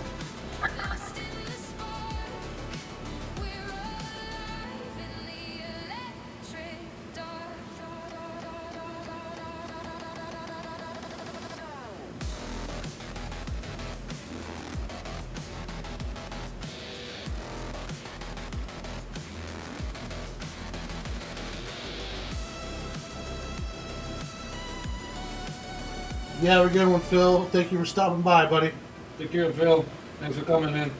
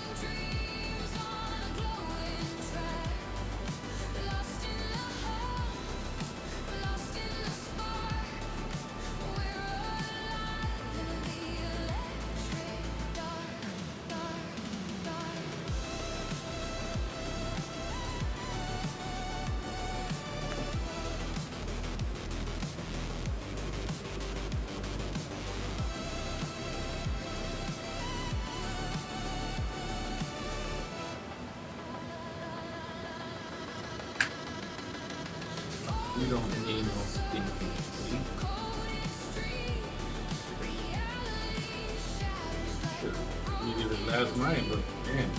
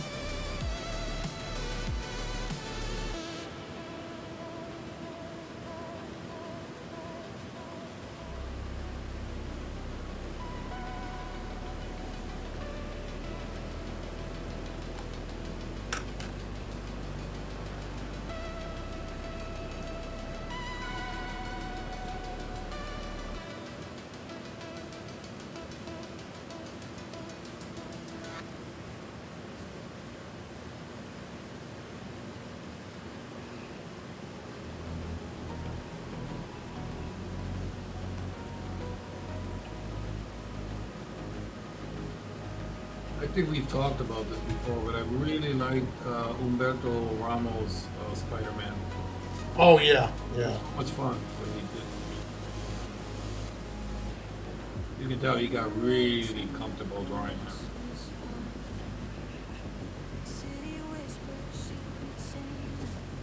Yeah, I've been collecting his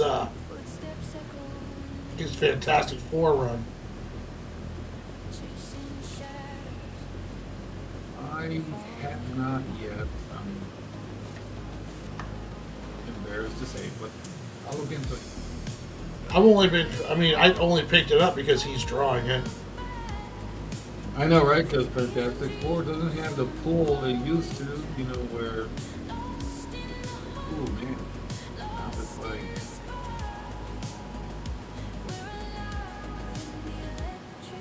Fantastic Four. Who's drawing? Oh, Humberto?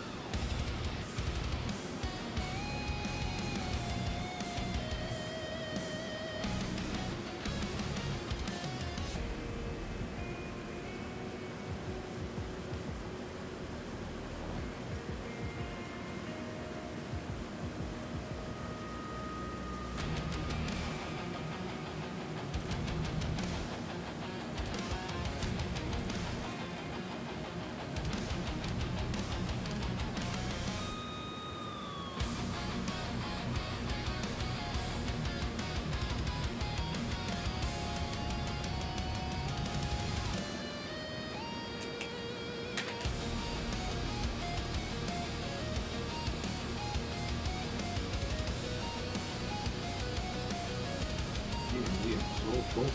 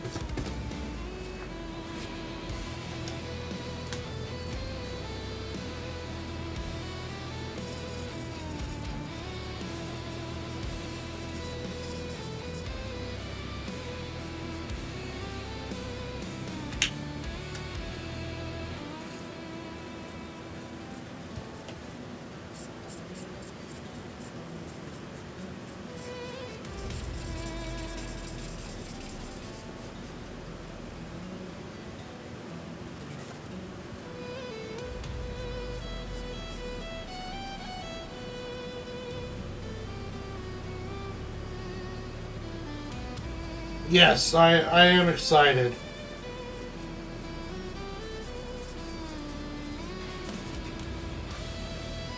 When I get through issue 1, there's going to be some cool stuff, introducing some new characters in issue 2. I'm really excited about issue 3, because there's some major stuff happens in that one. And then issues 4, 5, and 6 are going to be a lot of fun too. There's points in every one that I'm super excited to get to. But yeah, I'm very excited to get that book into people's hands.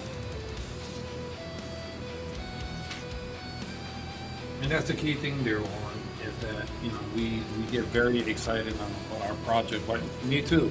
I can't wait to get this done, to get it out there, and so you can see, and at the same time, start working on the next one. Yeah.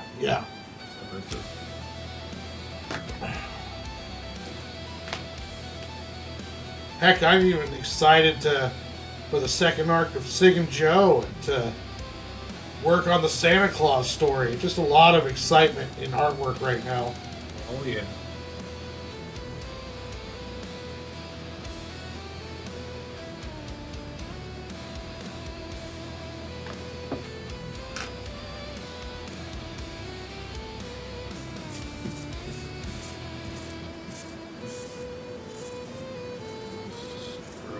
Causing havoc. Yeah, it's more PG-13. More like teenagers now, Ichthus.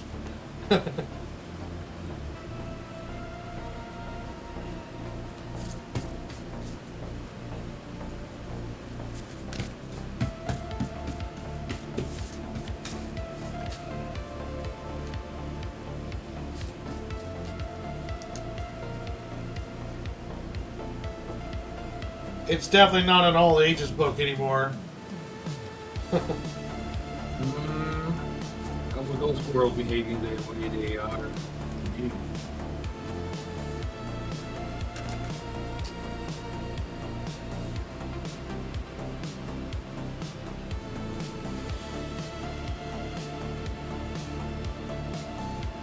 I mean, it's definitely not rated R.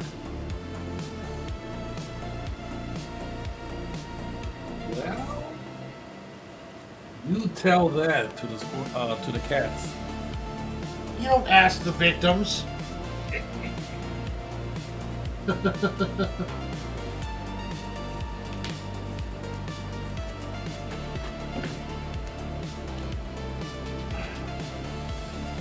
Yeah, they had worse stuff when we were kids.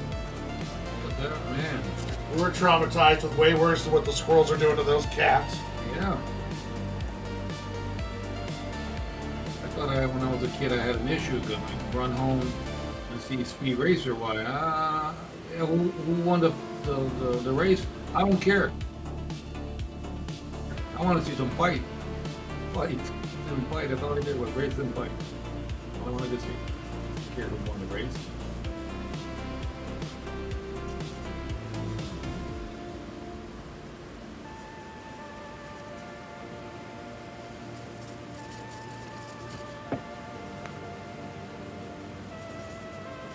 And Don Bluth will be proud of you. Yeah, it's not as bad as like Secrets of Nim. Yeah.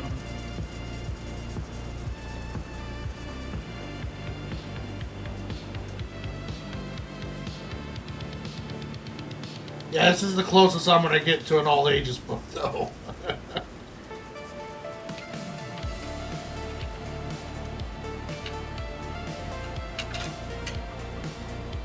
Yeah, that's the thing you have to think ahead of time when you're doing it. It's like, what's your demographic?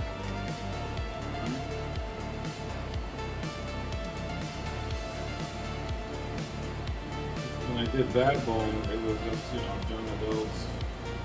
I mean, YAs and younglings, But then, doing the Reaper, yeah. YA and adults.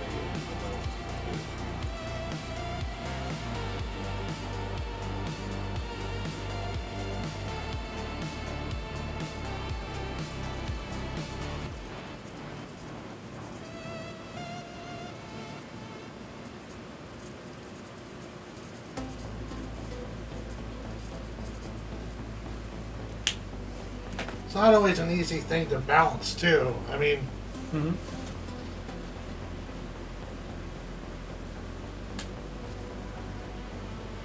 I have gone over many nights when I should be sleeping thinking about, did I go too hardcore on the cats? Really? I've thought about it. I'm all more like, man, I haven't gone far enough. And then I'm doing some panels now that, yeah, okay. Yeah, you're not going to be in chapter 3, in other words. But I like it.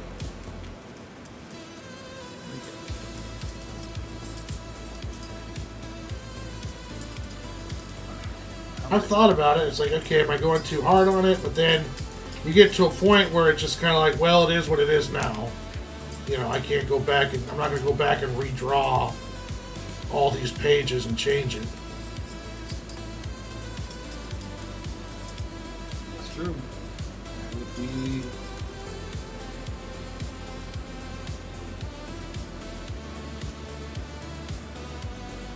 counterproductive.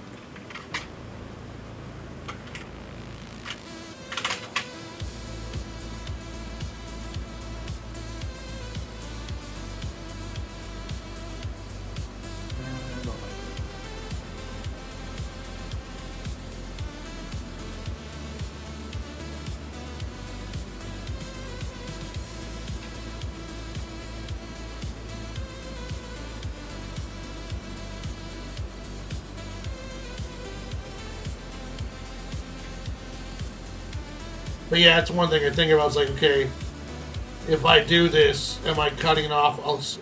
How many readers am I cutting off by doing this? You know? Yeah. But then you're gonna have to deal with the harsh reality, and it's like, well, should we start all over again? Mm.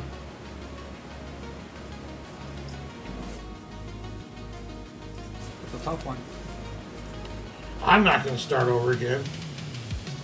It's just a PG-13 book, you know?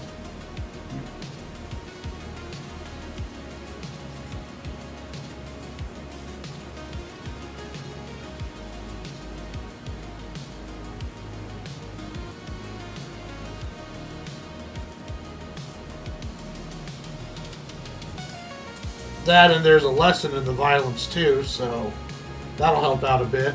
Yeah, don't mess with the squirrels. People are going to be traumatized because of you. Going to go around in the park and there's one that warns the squirrels. Yeah, from that Warren guy. Yeah. Stay away from the squirrels. It's armed and dangerous. Don't feel bad when there's a lawsuit against you, okay? I don't like you people. Or people are going around and like attacking squirrels at the park because of how. I got a bow and arrow. What?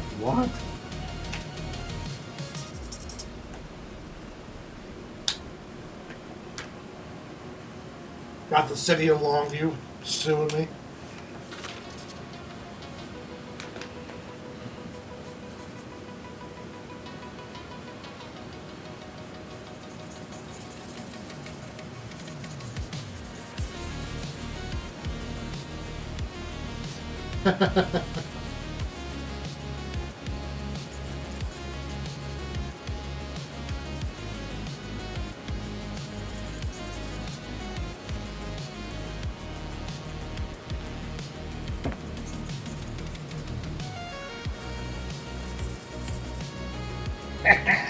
Yeah, that's right.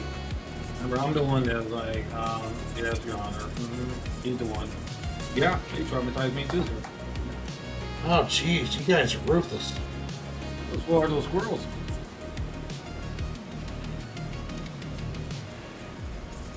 Or don't be, yeah, you get another lawsuit by a bunch of cats. You're like, wait, what the hell? This is going too far now.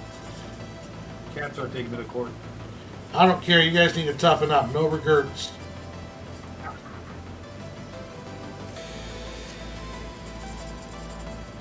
They were trying to eat a duckling.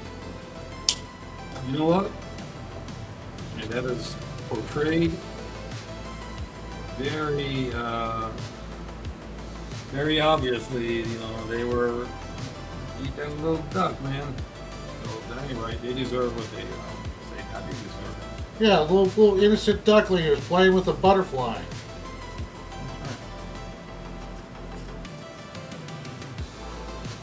Bunch of bullies.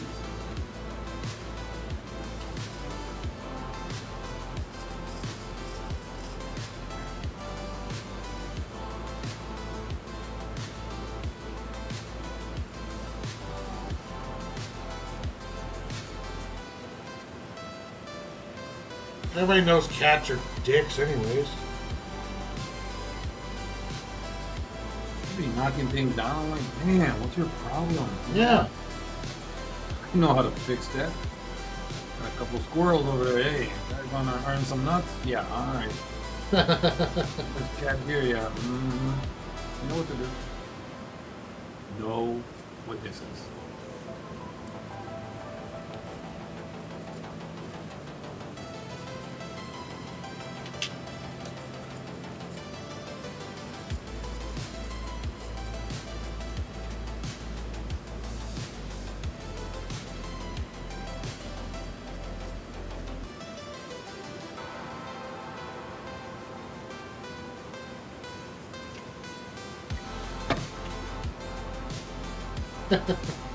You guys are gonna make me redo my whole damn comic book.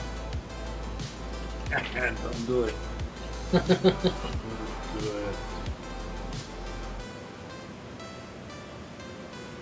Yeah, that's what I have to sit down, man. Like, first started. I'm like, all right, now let's talk. Demographic. The Reaper. What else can he do?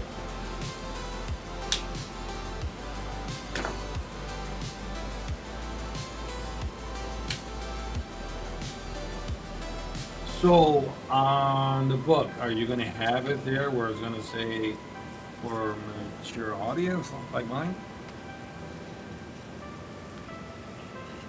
I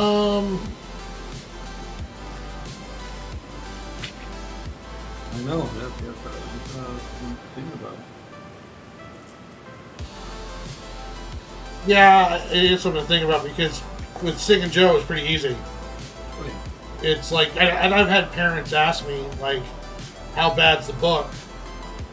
And I would be like, "Well, there's like a couple curse words, and one of the characters is a cigarette. But aside from that, though, it's nothing more than they would see like in an Avengers movie or something along those lines." Mm-hmm. And the Squirrel book is kind of the same thing. It's like, well, you're not going to see anything. You're not going to see anything worse than you would like in a Marvel movie. And there's no curse words. It's just there's animal fighting, But I keep the blood kind of to a minimum. Oh yeah, there's creative ways to do Plus, too, being in black and white.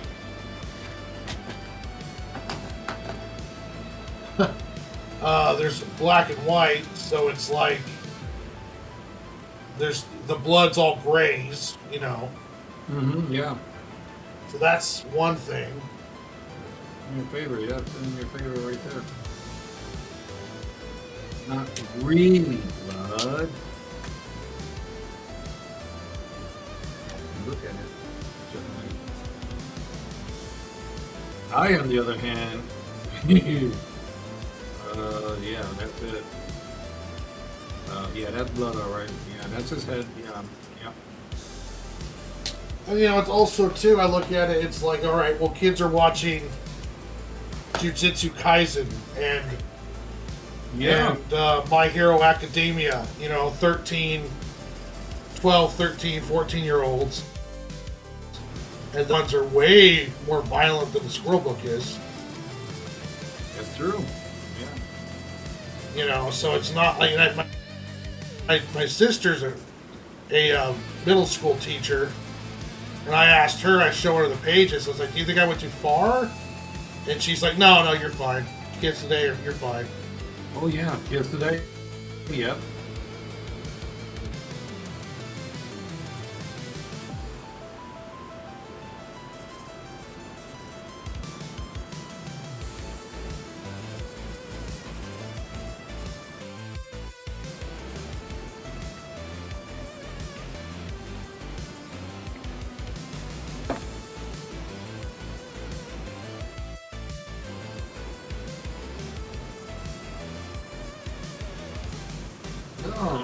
Well, it's just in just one page, so what do you think?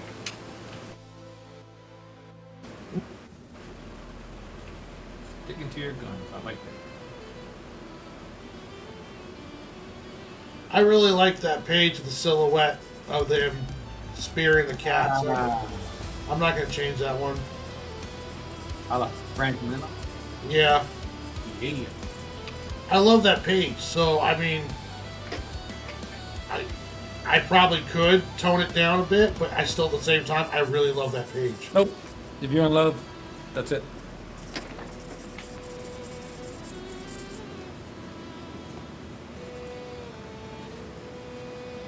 Like, I'm thinking about making a print out of that page. Not a bad idea.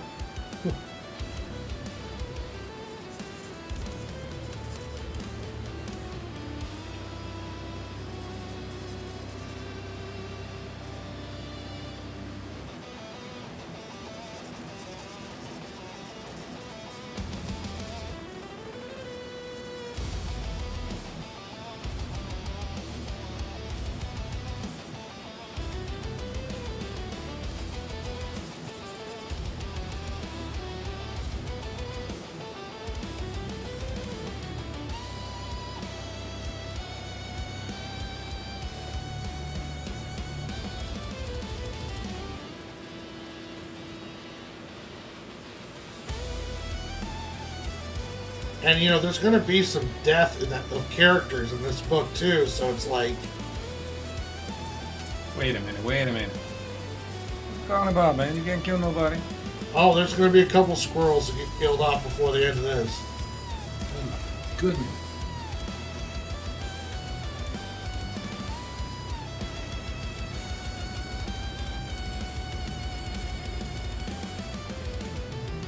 Oh, the ones that my Reaper analyzed, oh, it's justifiable.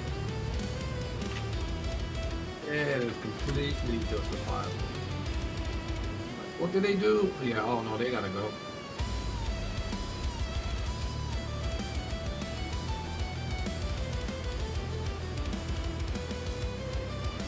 Somebody's gonna shut up here. Yeah, I've even got a little bit of a tear jerk moment probably. You too? Oh yeah.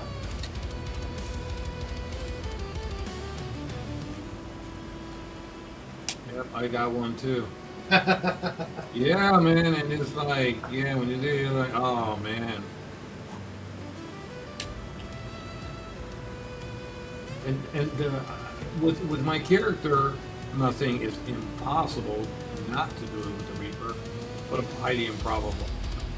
Is to show some emotion.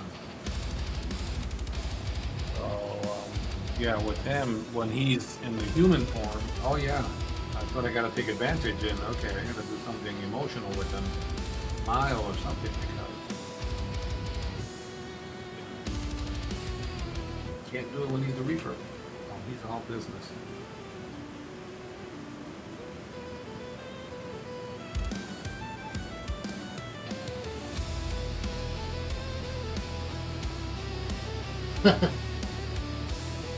Okay, no more. I won't get into any details like this, so that there will be no spoilers. I think it's sensitive.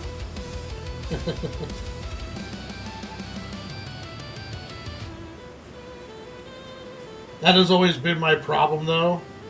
Is I'm so excited to talk about my story, where like I'll tell you the whole damn thing, like what I have planned, plot wise, character wise, stuff along those lines. I'll tell you everything. Really? No, I'm the opposite.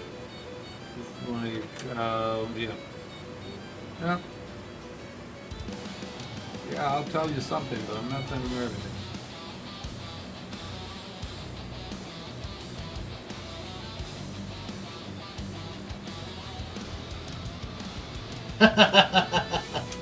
It won't be bad as that. You said don't turn it into a Game of Thrones or Oh, yeah. get all attached to characters and start Dude. killing them off. I think you went too far with that one, bro. Yeah, that was, oh man, I love that series. And when I seen the direction it was going, I'm like, no, please don't. And they did. I'm like, son of a-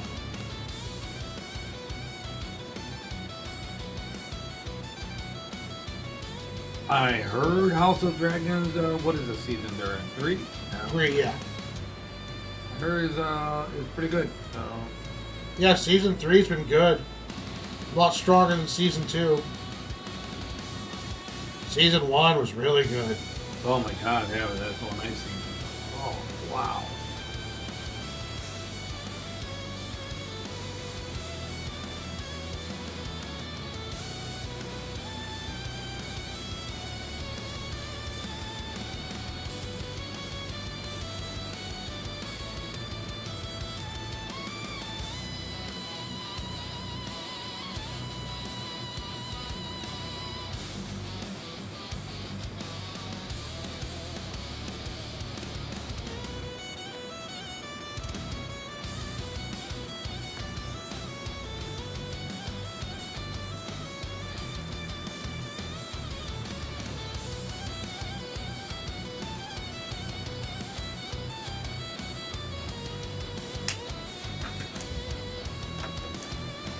Yeah, I definitely didn't want to get into like killing characters just to kill them. But I did want to play around with there being real stakes.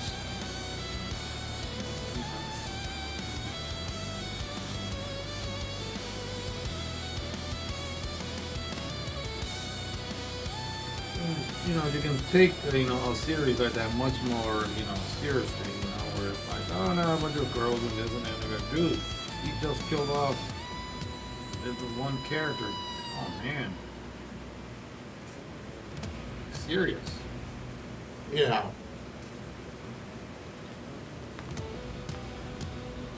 And I gotta make sure I don't telegraph it.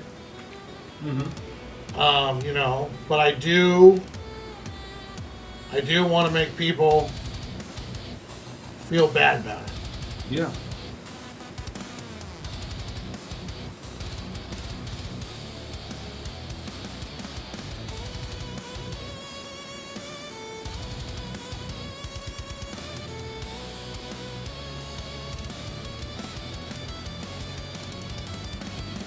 But I too understand, I get excited too talking about it, Well, you want to hear it? Dude. Already chapter 3, I told you I'm already excited. Title alone, the Forever Forest. Yeah, you're right. It's a little hard, man, not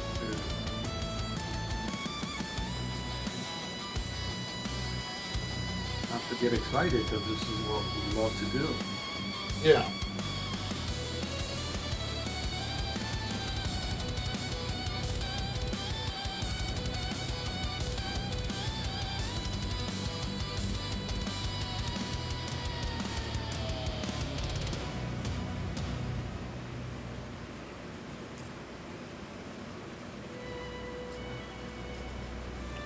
Yeah, it sucks too, because it's like the other day when I came up with that story idea, I couldn't say it in my draw stream. I had to text it to you guys because I don't want someone to take it. Yeah. And it's just like, oh, I want to talk about it, but I can't because someone might take the idea. Exactly.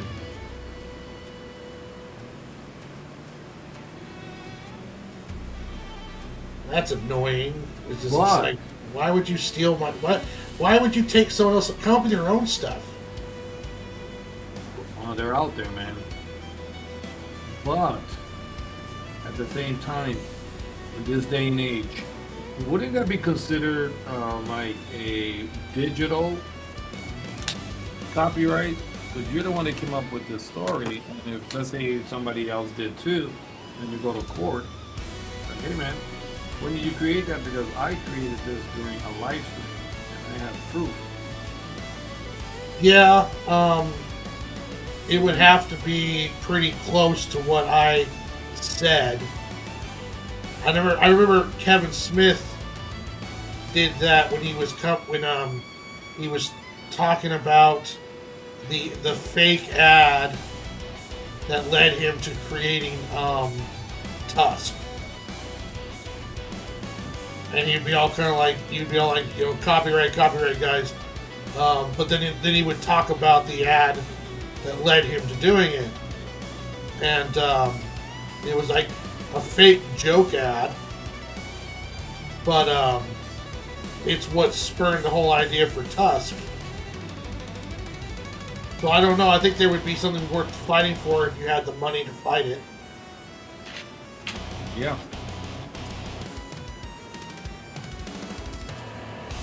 That's why when I got copyrights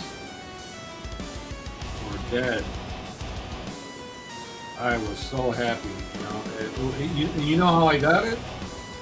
It was put in somebody else's mailbox. Oh, yeah. And so they know who I am, so that person came and then put it on my door. So when I opened the door, it fell right there on the floor. When I picked it up, I'm like, yes! I'm over here celebrating. You are mine.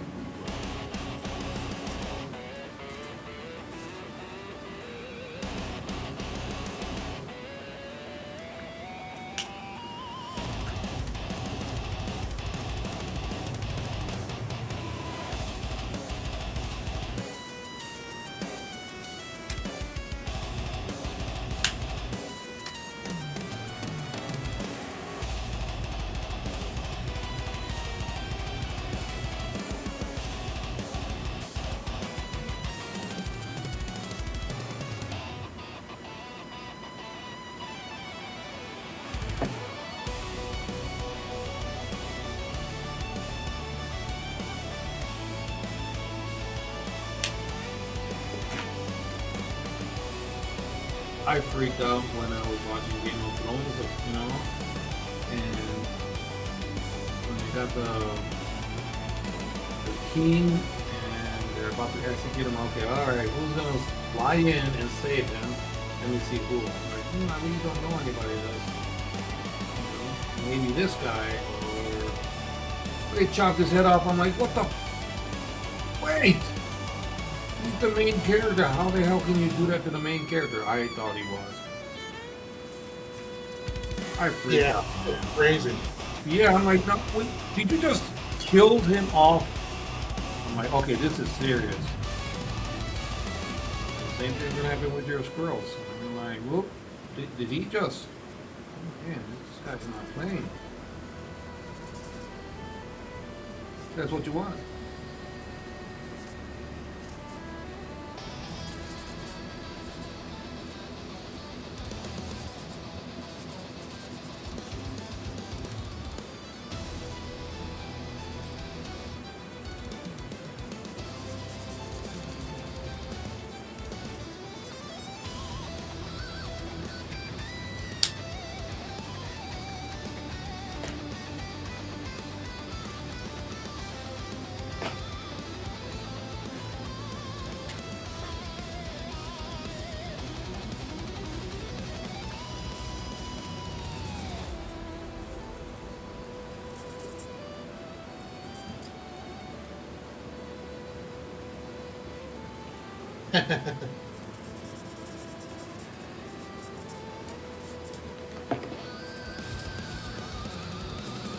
Yeah, you're right, Ickles, when he was developing that on the podcast, essentially, that was really interesting to watch, kind of inside his process a bit when he was talking about Tusk.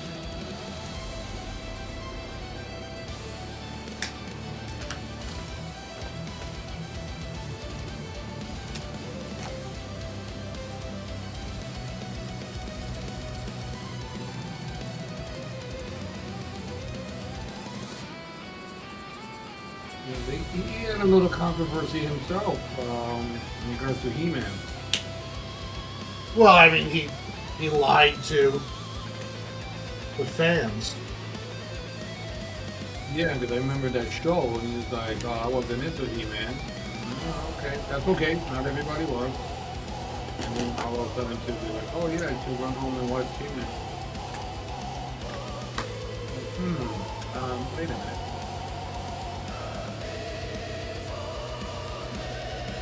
That was a long time ago, okay? Yeah, lying to your fans is not going to work out. Nope.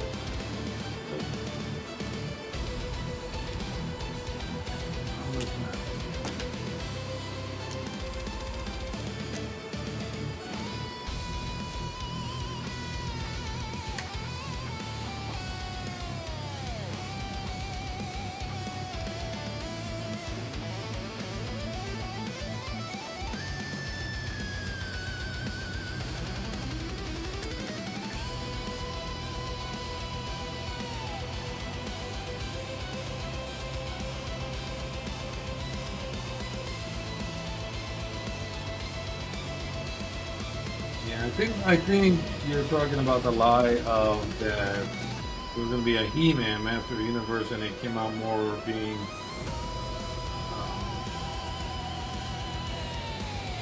What's up, RO?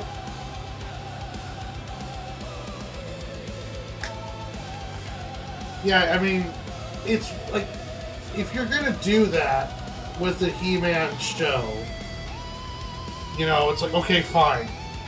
Alright, you want to go that route. But don't lie to the fans about it. I'm going to find out. I just don't understand it.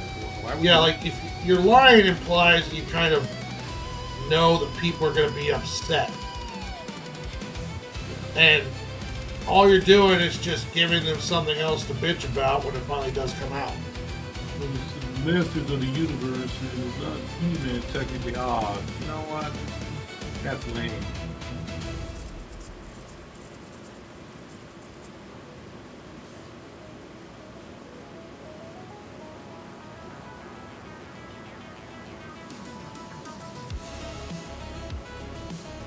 yeah, it was really just the whole thing was disappointing.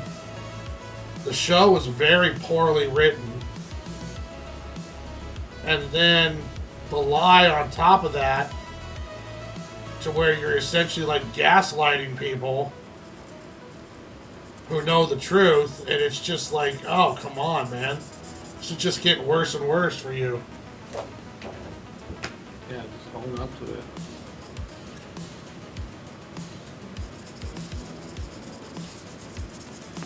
You don't know your fans, you know, they can be quite forgiving sometimes. Well, it would be another thing if it was good. Instead, we got this whole, like, okay, let's say you keep all the storyline beats, right? Like, He-Man dies. Everyone finds out that Prince Adam is He-Man. Okay, I get all that. But then turn around and you got Tila, who's yelling at the father of Adam, who had no idea that his son was He-Man. And he just found out his wife was lying to him. His man-at-arms is lying to him, and his son is dead. And now you've got this butch-haired warrior chick who's supposed to be your new man-at-arms, and she's yelling at you like it's your fault. I completely lost all sympathy for Tila. Like, she's essentially, Adam dies, and while everyone's mourning, she's making it all about her. Even so much, she's chastising and yelling at the father, The king. of the king, his father, who just lost his son, and she's gonna yell at him for something that he didn't even know, and he was innocent in the whole thing. And it's just like, I'm like, okay, you know, what is the point of this show? And then even when she finds He-Man in that, like, He-Man heaven, she's still chastising him. And it's just like, bitch, who the fuck do you think you are?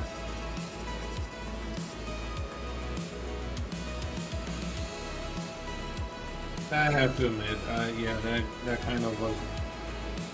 After that, I was like, okay, I don't like the direction this is going. Now, the new He-Man, the new live-action one, Yeah. I love that one. You know what, man? I have fun too. I don't know what the thing is. You know, I like it, but then a lot of other people say they liked it too, and yet it still did poorly.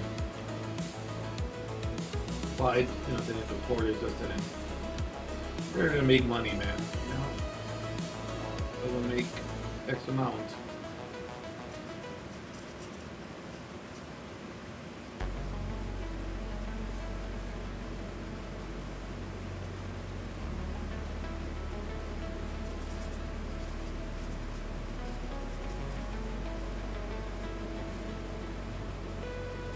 But yeah, that whole, I was excited too when I heard Kevin Smith was part of a He-Man cartoon. I was like, oh, it's gonna be badass. And I was wrong. Okay, man. Beat yourself up. It's out there.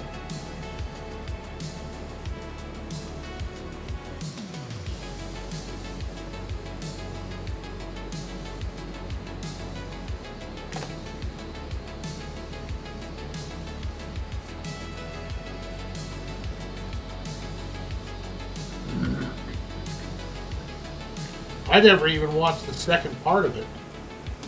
I didn't either. I couldn't. I was so disappointed. I was like, oh, I can't do this.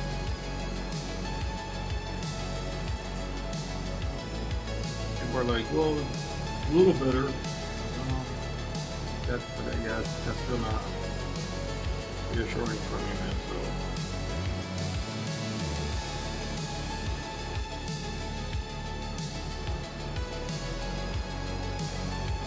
So it's a little better. Well, it's a little too late too.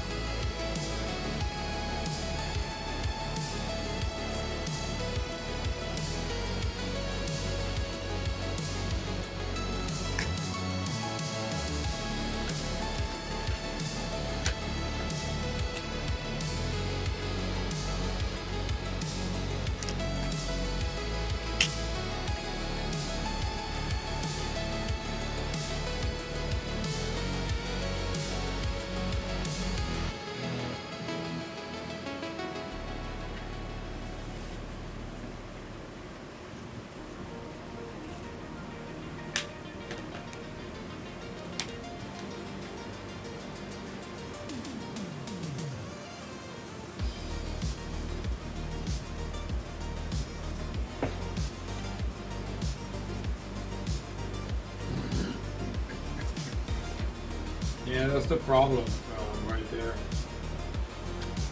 Blood comics, yeah, they just treat it like they don't care. And in order to get these IPs, man, you better care, you know.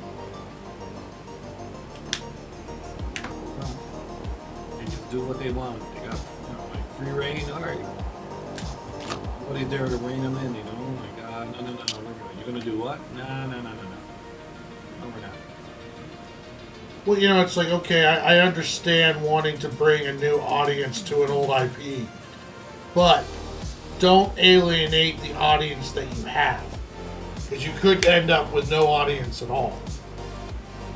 Because the only people that want to watch it, you just told them to F off, and then the people that you were targeting can give a shit less. So now you're stuck with a damaged IP property, and you have nothing to do with it.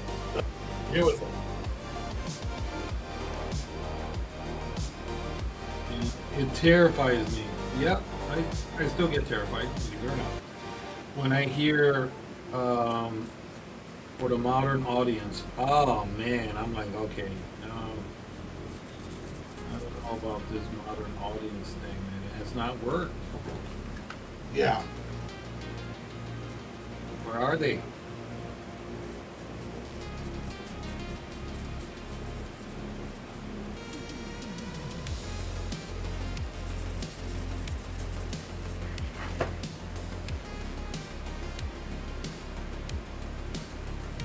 Oh, he's put some buildings in there.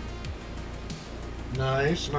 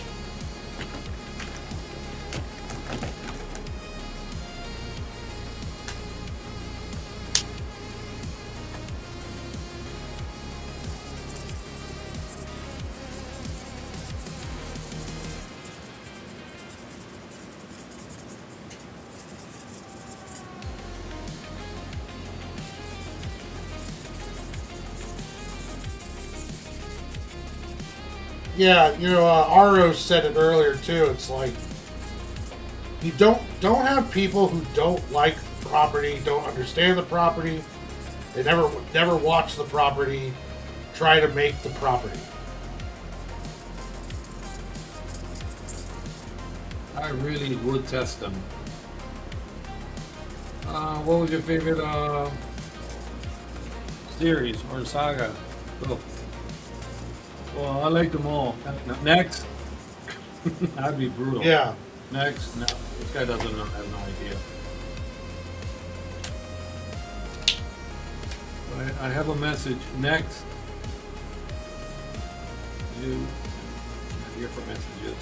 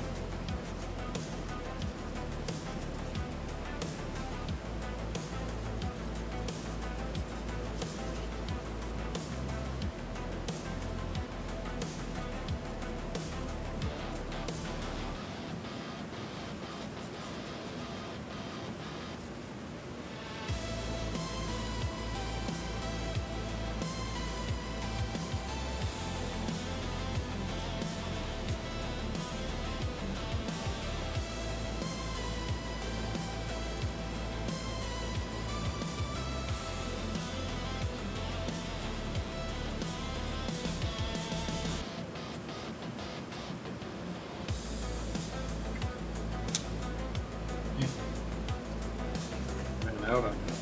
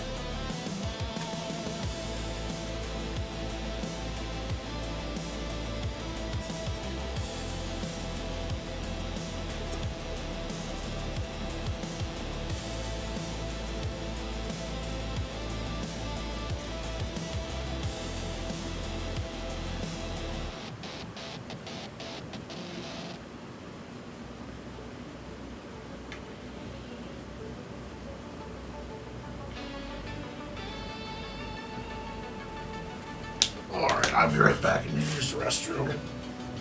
I'll take over. Don't talk shit about me. All right, let's do it. You know that, Warren. Yeah.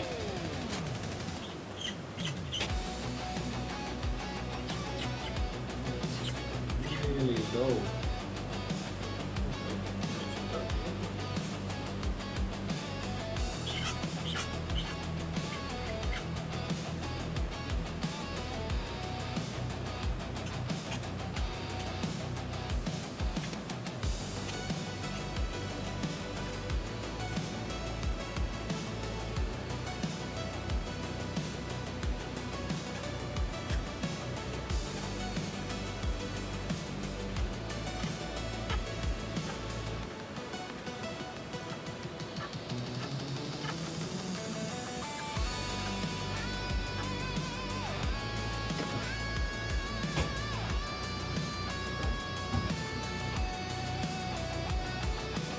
Hey man, Barbie was a hit. But you know why? They hit the demographic that they were looking for. And I was really shocked. I'm like, oh, okay, this is gonna do well, you know. There's got a little fan base there with these girls still. And it did amazing.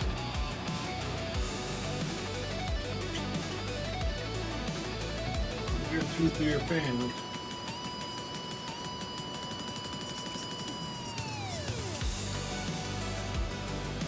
Make your fans don't fight, start social media, war, argument, no. Never do that. Like another people.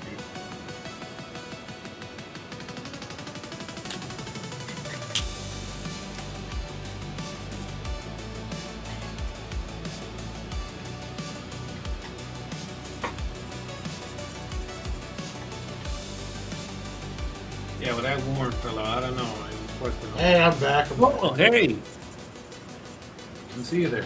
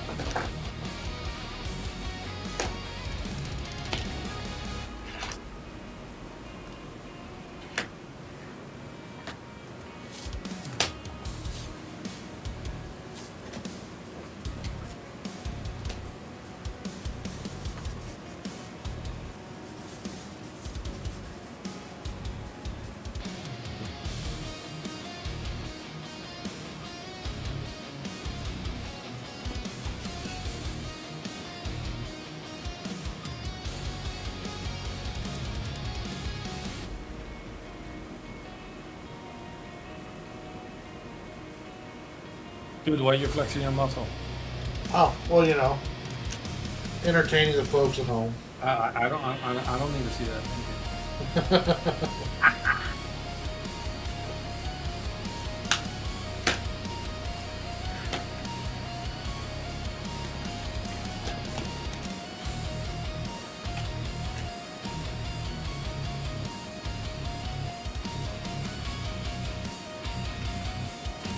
you. I remember Conker's Bad Fur Day. Oh, that was such a cool game.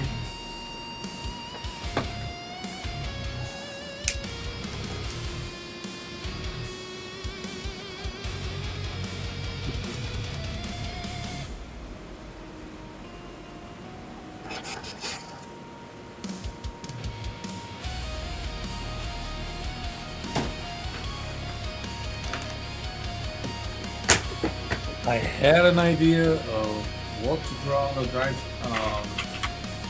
live stream and had a senior moment and I forgot. Like, oh man, this is a good idea. Let me tell Warren. Not. Have you been prepping your for the next week at all? I am starting. It's in the head right now, and I'm like, okay. But what I like to do is I like to take the character and do a quick turnaround, of them. So before I, go in there and just at random, I'm like, let me do like the old girl. I'm gonna do her first, and just okay, what is she gonna wear? All right, what kind of hairstyle is she gonna be? She's what? I don't know the age. Is she a teenager or an adult? I don't know. She sounds like a teenager to me with headphones and listening to the music and. Yeah, and it's a Peter Pan horror story is where the script came from. So I'm guessing, teenage or early teenage. Yeah. That's what I was thinking. I was like, okay, she's like a teenager. So yeah, I like to do that. And this weekend, I'll just. Or not even, maybe. No, I really want to finish up my chapter. Well, like this weekend, I'm just going to sit down, have my cup of coffee, and then just. Good night, Orange. How is she going to look? Do the turnarounds. How are the guys going to look? And how are the vampires are going to look? So. Yeah, I'm going to play around with that. Yeah, play around here with the next couple days, too, to get ready. Oh, but it's in my head, man. It's in there like, boom, like, okay, I can do this. And I figured out something. I don't know if I should talk to you about it. Because I figured out something. Remember we were talking about panels? Yeah. And I'm like, ooh, wait a minute. There's a way to do this one, but I don't know. Oh, no, keep it to yourself. Yeah, fine, whatever.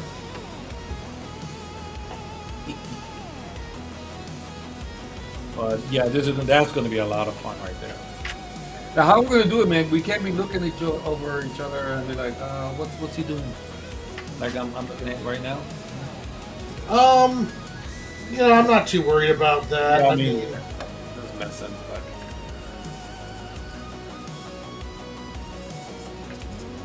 but. I am so full of it. I really. When you get two geniuses like ourselves, wait, hold up. working together, I would imagine there's going to be some overlap just because our geniuses will overlap, Speak for yourself, buddy. Genius. Okay. I know you ain't talking about me. But yeah, so it's like a movie in our heads. You know how it is when you give me the script. It's just like a little movie in our head. And, and then a light bulb went off, or maybe I was outside in the sunlight on my bald head. Anyways, either way, I had an idea, and it's like, ooh, wait a minute. I figure out a way how to do this. And so once we do it, and then I'll be like, okay, this is what I was talking about. I'll let you know. Yeah, I haven't pictured it in my head, but I do that the same way. It's like as soon as I read it, I'm starting to picture it in my head. There you go, like a movie. Yeah. Just like, you might even hear the sound. Yeah, that's gonna be a lot of fun.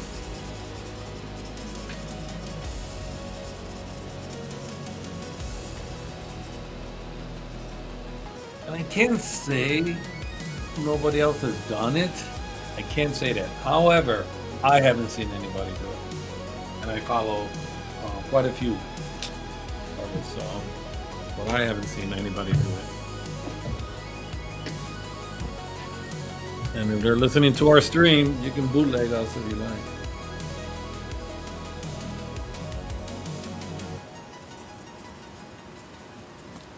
So we gotta come up soon. I really want to draw this, really. Try to bring it up as soon as we can. Like dark wing duck. Remember that superhero when they took Bugs Bunny and Daffy and they made them into superheroes? Yeah, it was. I remember that. It was I like can't remember the McDonald's name. toys. Yeah. I'm like, we're gonna have to do that soon, man, because that's too cool. That's gonna be too much fun. Or we can, I don't know, take those heroes and make them into other heroes.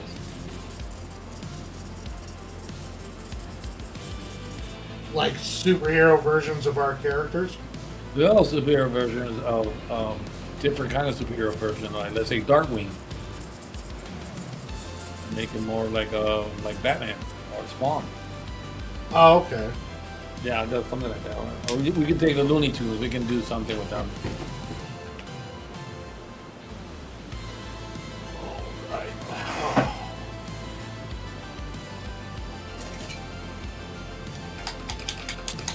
Oh, thanks, Itchy. No, man, it's just that's how it is with us. You know, we start. I can sit down with Warren and we'll just come up with hundreds of ideas. You know, of what to do.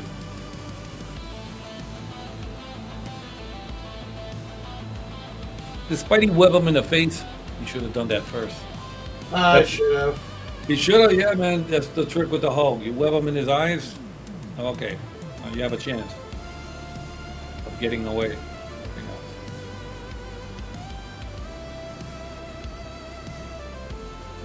Why are they still giving the Hulk purple pants?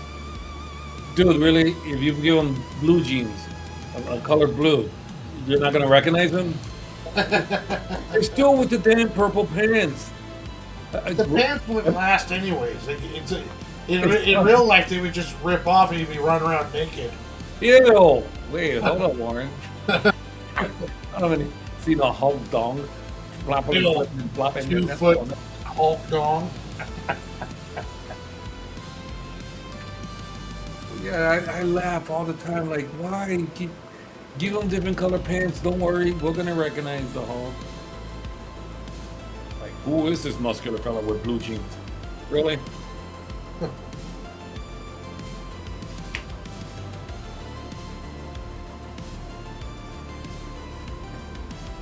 Oh my God, you know, and I did something I complained about on the show, and I hope nobody remembers.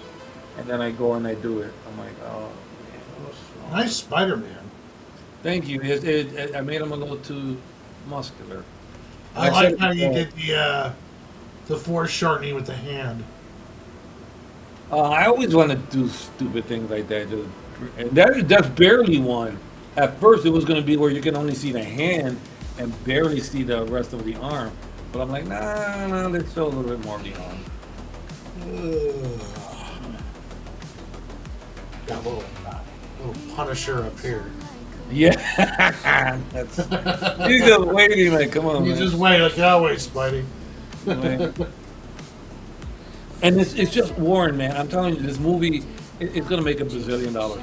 Then when you see Punisher interacting with the Hulk, with Spider-Man, it's just like, man, we've been waiting for this. Oh, yeah. It's like, and finally we're gonna get it. All right. All right, you got anything big coming up this week, sir? Nope, not at this time. So I think the one I got looking at eyeballing is the one in September, the 6th. So that's that time. And then you'll be on this Sunday. This Sunday I decided to do Hellboy. Okay, so this Sunday you'll be inking Hellboy or drawing it Yeah. from scratch? No, I'm gonna. Funny, you know what? Maybe I should do it from start, from pencil, and then go right into ink. Okay. Yeah, I'll Nice. probably just do it from the beginning. That way, whoever's watching can see the process. Yeah. Tomorrow I will be on later in the evening because of I'm going to a birthday party tomorrow, Nice. and then Thursday me and Dingus are going to be doing a pre-recorded review, so I'll be on after that later in the night. Friday will be the last panel where we're ranking Steven Seagal movies. Saturday I'll be on later, doing some squirrel stuff because I don't work this weekend. And then Sunday I will be on after Mad Mel's on. And then Monday we'll be back here. Now remember, guys, next week Monday, and we'll do advertising during the week. We're gonna be on at 4 a.m. Pacific Standard Time. AM? 4 p.m. Sorry, not yet on the 4 a.m. I'm there, buddy. 4 p.m. Pacific Standard Time, because we're going to be doing a whole comic book page from scratch based on a script that Ichthus generously gave us. So we're both going to be doing the same script right next to each other, but we're both going to do it in our interpretation of that script. So 4 p.m. Pacific Standard Time. We'll try to advertise during the week. It's going to be a long show, but it should be a fun one. So be prepared for that one. And do you have anything else you want to throw in there, my friend? Not at all. Thank you for for showing up, and we greatly appreciate it. Guys, as always, have yourselves a lovely evening, a great day. Be good, stay safe, and God bless. Peace.